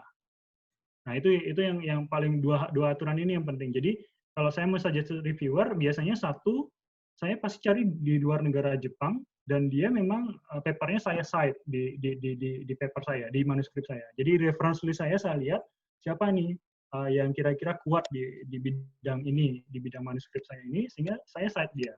Saya suggested dia. Kemudian itu nggak ada alasan tidak ada alasan suggested reviewer itu ditolak. Bisa jadi bukan gara-gara reviewernya, tapi gara-gara memang manuskripnya yang belum misalnya memenuhi. Kalau saya mikir sih seperti itu, karena kalau dari editor itu akan bodoh sekali kalau dia menolak dari suggested reviewer. Editor biasanya hanya melihat ini manuskripnya sesuai atau enggak dari scope dari jurnal dan selanjutnya baru ke reviewer. Itu yang menurut saya. Oke. Berikutnya. Lanjut pertanyaan aja, apakah co-author yang terkenal itu mendompleng popularisasi dari paper gitu? Sebenarnya ini trik politiknya dalam publikasi mungkin seperti itu, kurang lebih yang beberapa kali yang saya lihat adalah mendompleng nama-nama yang sudah punya publikasi di jurnal tersebut misalnya, untuk memudahkan dalam tanda petik ya, memudahkan jalan kita gitu. Terutama untuk yang publikasi yang mungkin kayak kita mungkin newbie gitu ya. Tetapi sebenarnya tidak harus, tidak harus. Asal, yang paling penting sebenarnya bobotnya adalah satu, riset kita memang bagus. Jadi penelitian kita memang dilakukan dengan baik, metodologi kita memang bisa reproducible, kemudian juga pembahasan kita juga baik, gitu kan, data-data yang kita sampaikan juga representatif, gitu kan. Itu sudah cukup gitu. Itu baru pertama. Yang kedua, biasanya memang ada bobot terhadap autorsnya, tapi tidak harus, tidak selalu ya. Karena ada beberapa kali proses itu reviewer dan apa namanya dan authors itu tidak saling melihat dalam proses review. Ada nama prosesnya double blind. Jadi authors tidak tahu siapa yang mereview dia dan reviewer tidak tahu siapa yang direview gitu. Jadi ada proses seperti ini untuk membuat dia lebih objektif dalam mereview. Nah, artinya tidak harus ya tadi co-author itu menentukan, tetapi dalam tanda petik politiknya biasanya gitu ada bobot tersendiri. Oh, ini co-authornya orang terkenal nih. Tapi itu tidak menjadi jaminan bahwa paper itu bakal diterima. Bisa jadi hanya untuk jaminan bahwa oh, kalau ada co-author ini di paper ini, bisa jadi paper ini berbobot. Hanya semacam sebatas itu. Setelah itu bakal direview kan. Nah, kalau memang berbobot pasti di-accept. Gitu. Nah, terkait tadi bagaimana kita mengundang author ya. Co-author yang kita ingin, kok kayak gini. Simpelnya kalau saya tinggal kontak by email pertama gitu, by email ke co-author yang kita ingin sampaikan. Kemudian tapi jangan sampai gini. Kita hanya udah mau publikasi baru ngundang dia sebagai penulis. Nah, itu bahaya gitu. Artinya kita sudah dalam posisi kayak udah mendompleng nama dia gitu. Nah, sebisa mungkin memang dari awal, misalnya kita lagi menangani project atau lagi penelitian nih. Gitu. Nah, saya pengen minta sarannya dia. Saya lagi penelitian ini, penelitian A gitu. Saya butuh saran dari Anda sebagai co-author. Jadi potensial co-author ini kita undang. Coba mungkin jadi webinar atau kita ikutkan Zemi kalau di istilahnya di Jepang, sehingga dia involve di awal. Dia tahu apa yang penelitian kita. Nah, setelah itu, baru kita buat publikasi kita, hasilnya menarik, masukkan dia sebagai nama autornya kita. Itu akan lebih baik gitu, ketimbang manuskrip sudah selesai gitu kan, tiba-tiba kita cuma pengen nompleng nama dia, nah itu bagi saya bukan praktek yang bagus kalau di publikasi. Seperti itu. Oke, jadi 4 pertanyaan ya, sudah terjawab untuk Kopo-senku Susu Senji. Terima kasih. Mas Pande, Pak Pande dan Bu Fadila, memang sama-sama. Tidak baik ya, pansos juga di dunia saintifik ya. Terima kasih. Tidak boleh nitip nama terkenal ya. Oke, terima kasih Mas. Oke, terima kasih. Kita lanjut ke pertanyaan berikutnya Mas. Ini masih ada 3 pertanyaan lagi. Yang pertama, apa yang menjadi latar belakang dikelompokkannya publikasi menjadi subscription based dan open access? Serta apakah kualitas suatu jurnal yang ada di open access itu lebih rendah karena lebih mudah diakses? Oke.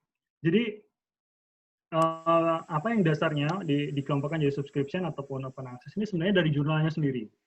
Jadi ketika saya bayangannya gini, saya pengen membuat jurnal nih.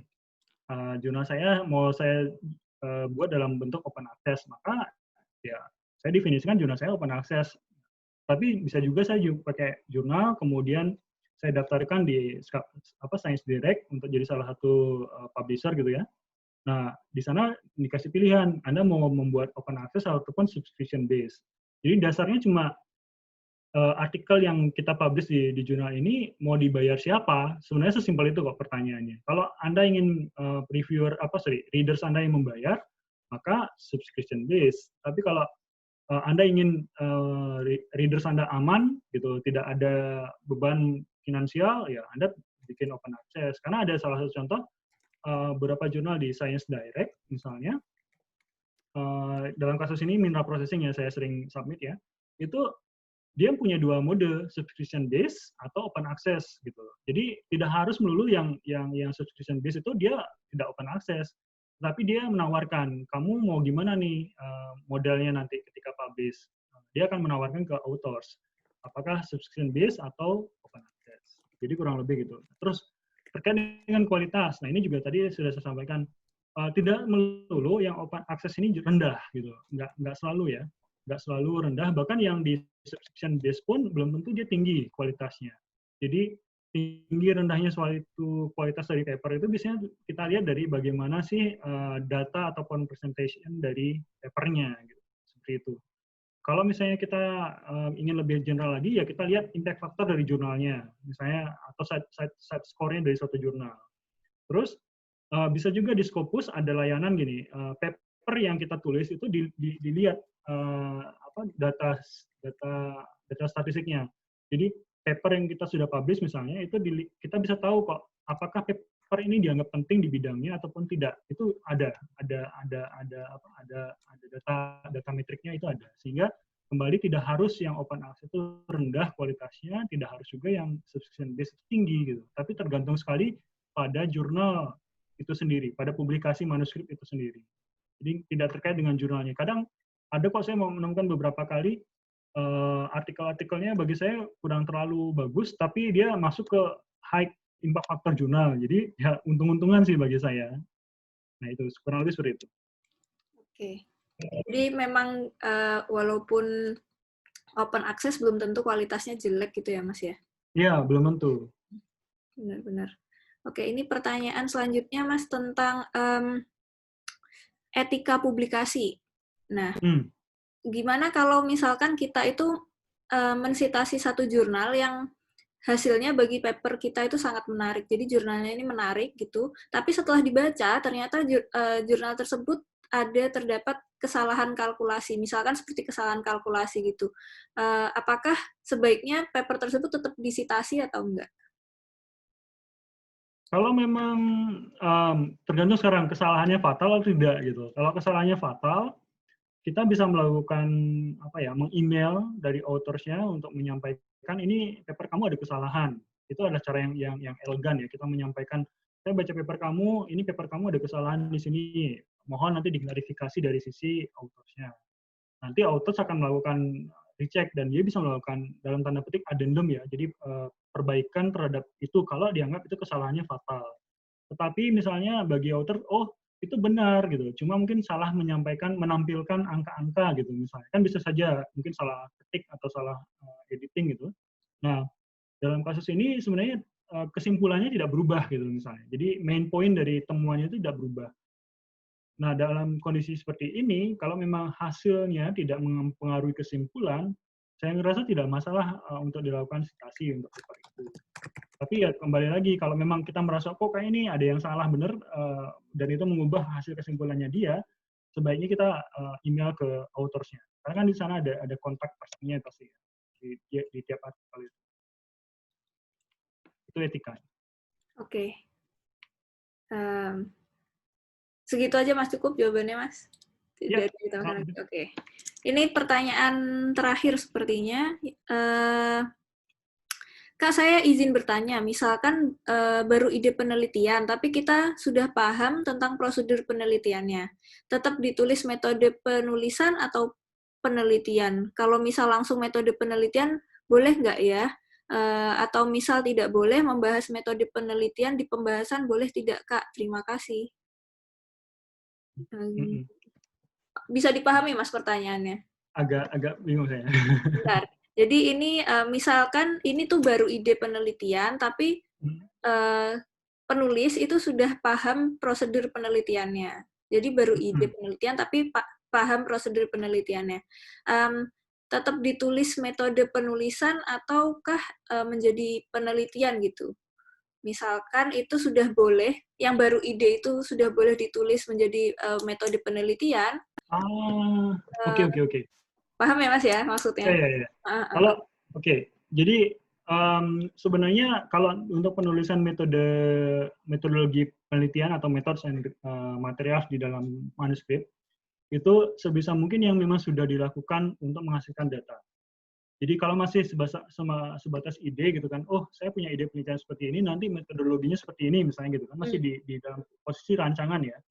Nah itu silakan ditulis sebagai draft misalnya, tetapi nanti harus dikonfirm dulu apakah metodenya sama plek dengan yang kita rancang kemarin. Jangan-jangan ketika di lapangan atau di lab gitu, metode yang kita rancang tadi ada modifikasi di mana-mana misalnya. Nah ini jadi yang tadinya draft itu tidak bisa digunakan lagi karena ada perubahan di sana. Jadi yang saya sarankan kalau metode penelitian itu yang ditulis adalah yang kita lakukan secara real di lapangan ataupun di laboratorium. Sehingga nanti, karena tujuannya kan metode itu adalah kita menyampaikan ke readers kita atau pembaca kita, ini metodenya, sehingga dia bisa melakukan lagi di tempatnya dia sendiri. Jadi dalam tanda petik reproducible tadi ya. Jadi dia bisa melakukan metode yang sama persis mungkin dengan kondisi yang dia inginkan. Gitu.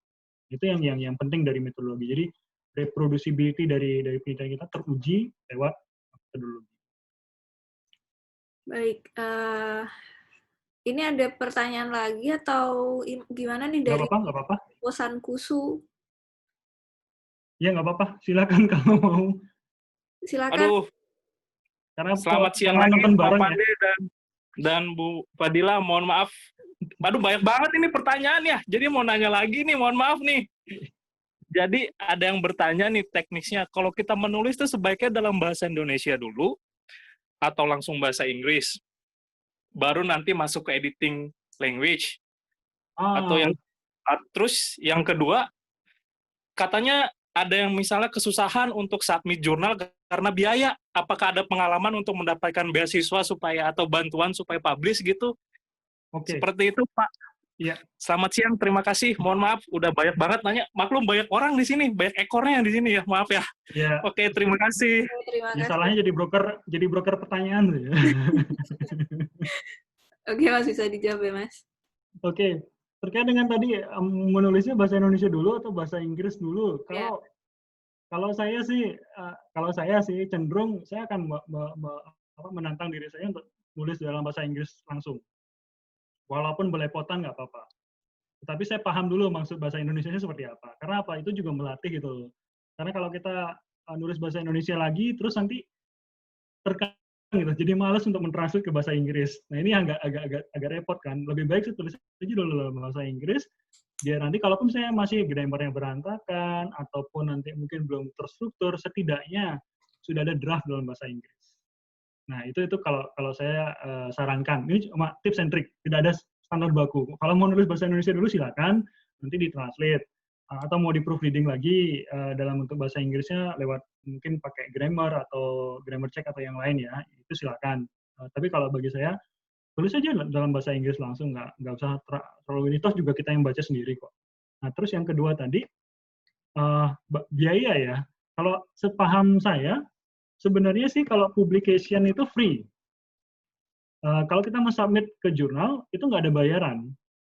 Jadi nggak ada butuh bantuan publikasi sebenarnya, kecuali nanti udah di tahap akhir, kita kan sudah memilih nih, mau open access ataupun mau yang subscription based. Nah, kalau mau subscription based, kita benar-benar free. Autorsnya itu tidak perlu membayar sepeser pun biaya-biaya untuk publikasi, karena kita membebankannya semuanya ke pembaca kita.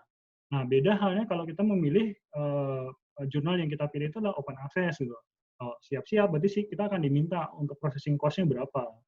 Nah, ini jurnal yang tidak free, karena yang membayar kan penulisnya gitu. Jadi, tapi kalau kita memang nggak punya biaya, nggak punya funding, nggak ada grant gitu untuk publikasi, saya rasa semua submission jurnal itu free. Kemudian proses review juga nggak dibayar reviewernya, jadi semuanya berbasis free kok gitu. Nah, yang terakhir cuma masalah jurnal aja tadi saya bilang mau subscription based berarti semuanya free gitu, tidak ada masalah dengan biaya harusnya. Jadi kalau kita masih berpikir, waduh saya mau publikasi tapi nggak ada uang nih buat publikasi, enggak, emang nggak perlu publikasi kok, semuanya free kok kalau publikasi itu, kecuali Anda memilih publikasi di open access jurnal, maka itu harus tetap membayar. Apa Mas Pande pernah nggak punya pengalaman, misalkan ada semacam organisasi yang memberikan bantuan ataukah beasiswa untuk masalah publikasi ini, Mas? Kalau sepaham saya jarang ya. Kalau yang pengalaman saya mungkin ada. Dulu saya pernah baca ada LPDP. LPDP itu memberikan bantuan untuk publikasi internasional, terutama yang jurnal-jurnal Q1. Jadi saya kurang tahu itu berapa nominalnya, tetapi bagi saya itu kalau kita sudah tembus baru dibayar, kalau nggak salah gitu ya. Jadi kalau kita sudah tembus baru nanti uangnya bisa kita klaim. Tapi itu harus kita mungkin semacam kita apply scholarship dulu lah sama LPDP. Kalau udah dapat baru kita mulai publikasi. Itu pertama. Terus yang kedua biasanya kalau di kasus di lab kita itu memang grant itu di dalam satu dana penelitian itu memang harusnya sudah tercakup dana untuk publikasi. Jadi dana publikasi ini maksudnya apa? Itu termasuk dalam cost mungkin menggunakan editing service atau untuk proofreading bahasa Inggrisnya, formatting bahasa Inggrisnya gitu. Terus yang kedua mungkin kalau ada ongkos-ongkos yang lain misalnya untuk tadi open access itu harusnya kita ketika mengajukan dana penelitian, terutama supervisor ya ini, pembimbingnya itu sudah mulai memikirkan, oh saya akan mempublish output dari riset ini adalah publikasi. Maka ketika dia mengajukan grant, harusnya sudah tercantum di sana biaya untuk publikasinya berapa. Termasuk di sini ya tadi saya bilang editingnya, proofreadingnya. Karena di Jepang sistemnya seperti itu gitu yang saya pahami. Sensei saya dapatkan grant, dia sudah termasuk di sana cost-nya untuk research dan untuk publication-nya gitu. Termasuk kalau ada conference di sana sudah termasuk biaya-biayanya. Jadi harusnya sih kita tidak lagi berpikir yang tadi biaya untuk publikasi lagi karena sudah di-cover di sana. Itu kalau pikiran saya. Oke, jadi memang kita sendiri yang menentukan ya Mas mau submit ke jurnal yang mana gitu. Karena sebenarnya pada dasarnya emang submit jurnal itu free, cuman kalau kita mau open access ya harus ditanggung itu biayanya untuk publikasi. Ya, karena beberapa kali saya ada memang di rekan-rekan saya di Indonesia bilang, wah ini berapa biayanya? Misalnya saya punya publikasi di kemarin, saya bilang enggak, ini free kok. Loh kok bisa free gitu? Karena mungkin kesalahan konsepsi tadi ya, karena mereka memahaminya, oh semua jurnal itu harus bayar untuk publikasi. Apalagi mungkin ya pemahamannya di Indonesia mungkin ya, saya kurang paham, kan mungkin mau lulus harus punya publikasi. Nah, carilah yang open access misalnya, karena dia udah mepet gitu loh misalnya kan. Karena udah mepet, cari yang open access, harus bayar sekian juta untuk publikasi. Nah, sehingga mulailah ada miskonsepsi bahwa publikasi harus bayar. Nah, kalau kita riset di Jepang kan tidak seperti itu. Kita misalnya mau lulus tahun depan nih, dari tahun sekarang ini sudah mulai submit, bukan mepet waktu, sehingga kita bisa menghindari yang menggunakan open access misalnya yang berbayar lagi. Nah, itu kalau mungkin untuk membuat lebih jelas lagi kenapa sih kayak muncul persepsi harus bayar nih kalau publikasi. Enggak, kalau saya sih selama ini free kok. Nggak pernah saya keluar speser pun dari publikasi-publikasi yang saya lakukan. Nah, bahkan juga mungkin ada tadi yang publikasi tadi, saya pernah publikasi di open access di Minerals namanya, itu bayar processing cost-nya mungkin sekitar 500 USD kalau nggak salah ya. Saya kurang lupa. Tapi saya nggak pernah bayar. Kenapa? Karena saya jadi reviewer di sana. Jadi reviewernya dikasih dalam tanda petik kredit ya, kredit sekian USD sekali itu, tetapi hanya boleh digunakan di jurnal itu gitu misalnya. Nah, sehingga saya misalnya punya reviewer berapa kali gitu kan, sehingga terkumpullah kredit itu. Ketika saya submit, ya udah tinggal pakai dana yang tadi sudah terkumpul untuk membayar processing cost-nya. Nah, itu ada juga skema seperti itu. Oke, jadi emang kita harus ngerti dulu karakteristik dari jurnal yang mau kita submit ya Mas, seperti apa. Ya, apalagi kalau open access memang harus mengeluarkan biaya untuk publishing fee-nya. Oke, terima kasih Mas Pande. Ini pertanyaannya sudah habis, waktu kita juga sedikit melebihi, nggak apa-apa, tapi diskusi yang kita peroleh itu sangat-sangat mendalam, sangat banyak tadi yang kita bahas. Kalau boleh saya baca ulang, yang mulai dari yang pertama, bahwa paper itu nggak apa-apa punya kekurangan, nggak apa-apa kita tulis kekurangan paper kita di dalam paper kita, itu malah menjadi daya jual dari paper kita. Lalu yang kedua itu kita harus siap-siap ter-reject gitu ya, karena banyak paper apalagi yang subscription base itu memiliki rejection rate yang tinggi. Jadi kita ya kalau di reject ya nggak apa-apa, kita harus revisi lagi, resubmit lagi gitu. Kemudian untuk parafrase dan plagiarisme ini sebenarnya hal yang berbeda. Kalau plagiarism itu adalah kita menuliskan tulisan orang atau ide dari paper lain tanpa menuliskan sitasi, itu yang namanya plagiarism. Lalu tentang reviewer juga, kalau suggested reviewer dari kita itu belum tentu reviewer yang dipakai dalam mereview paper kita. Jadi reviewer itu sebenarnya nggak mempengaruhi apakah paper kita diterima atau enggak. Lalu co-author terkenal itu mungkin bisa mempengaruhi popularitas dari paper kita, tapi yang terpenting adalah isi atau inti dari paper kita. Lalu kemudian tidak, antara subscription based dan open access jurnal itu sebenarnya nggak ada hubungannya dengan kualitas. Jadi semua itu tergantung dari masing-masing jurnalnya. Lalu masalah etika publikasi, di sini tadi misalkan kita mau mensitasi paper yang ada kesalahan di dalamnya, lebih baik kita meng-email dulu ke autornya untuk autornya bisa memberikan adendum terhadap papernya itu sendiri, yang walaupun tidak akan merubah hasil dari papernya. Kemudian dari sana kita bisa mensitasi papernya. Lalu juga penulisan paper itu sebaiknya langsung menggunakan bahasa Inggris sekalian buat latihan kita dalam berbahasa Inggris. Lalu masalah beasiswa untuk publishing paper itu ada dari LPDP, tapi juga lebih sebenarnya mempublish paper itu tidak perlu biaya sepeser pun, kecuali kita ingin mempublishnya ke jurnal yang open access, di mana memang seluruh biaya publikasi itu dibebankan kepada autornya. Begitu materi Itu dari... bentar, ada yang nanya lagi itu kalau di chat room sedikit mumpung ini. Oh iya, ada yang nanya satu lagi. Kalau di pembahasan itu itu boleh menjelaskan metode penelitian atau enggak? Begitu, Mas. Boleh singkat saja nih, Mas. Ya, singkat aja, kalau untuk pembahasan metode sepenuhnya di metodologi ya. Kalau dibahas di pembahasan itu hanya membahas hasil. Jadi sebisa mungkin kita tidak lagi membahas metodenya. Kecuali paper kita membandingkan metode-metode yang sudah ada, misalnya itu silakan dilakukan pembahasan, tapi bukan membahas metodenya apa. Jadi seluruh metode sudah dilakukan di metodologi. Oke, begitu pertanyaan dari Mbak Silvana. Semoga dari diskusi kita siang hari ini bisa meningkatkan semangat publikasi kita, bisa meningkatkan semangat kita untuk bisa menulis paper lagi, menulis lebih banyak, menulis lebih bagus, lalu juga kita bisa publikasinya lebih banyak, lebih bagus kualitasnya. Saya akhiri. Sebelumnya mungkin kita akan ada foto. Kalau yang berkenan untuk menyalakan kameranya, mengaktifkan kameranya sekaligus untuk dokumentasi dari tim PPI Fukuoka. Ini buat LPJ, buat LPJ. Ya, buat LPJ, karena sebentar lagi LPJ sepertinya.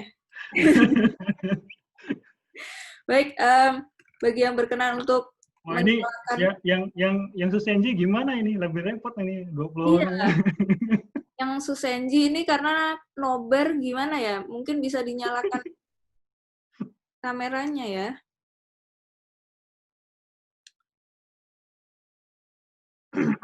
Masuk nggak ya semua ya? Ya, kita coba ya, masuk nggak ya semua ya? Teman-teman yang lain, aduh, pada malu kayaknya nih ya?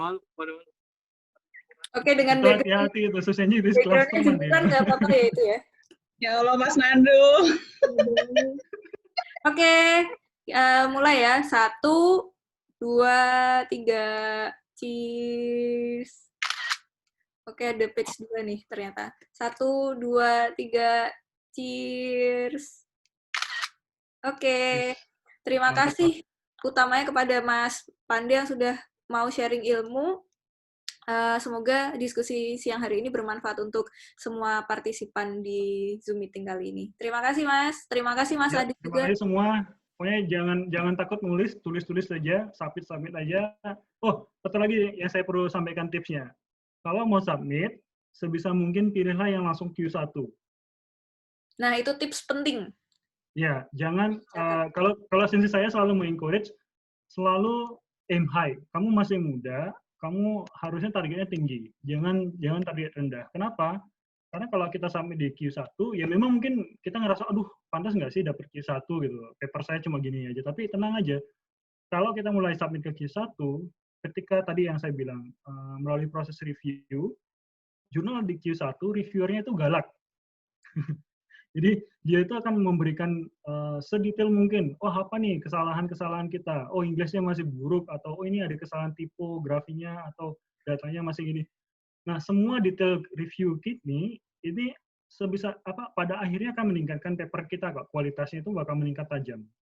Jadi artinya kalau sebisa mungkin effortnya sama kok, Q1, Q2 itu sama-sama melalui proses, sama-sama nunggu, sama-sama bisa di-reject juga.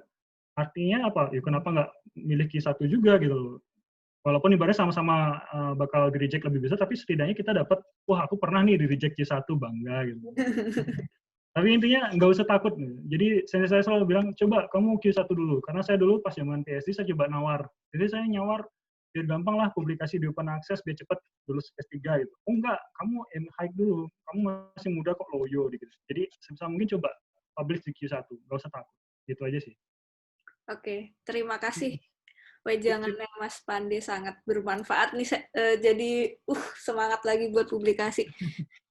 Oke Mas, ini bisa kita akhiri ya Mas? Ya, silakan. Ya. Sampai jumpa. Terima kasih Mas Pande. Mas Adit. Terima kasih Mas Pande. Terima kasih Mbak Dila dan teman-teman yang lain.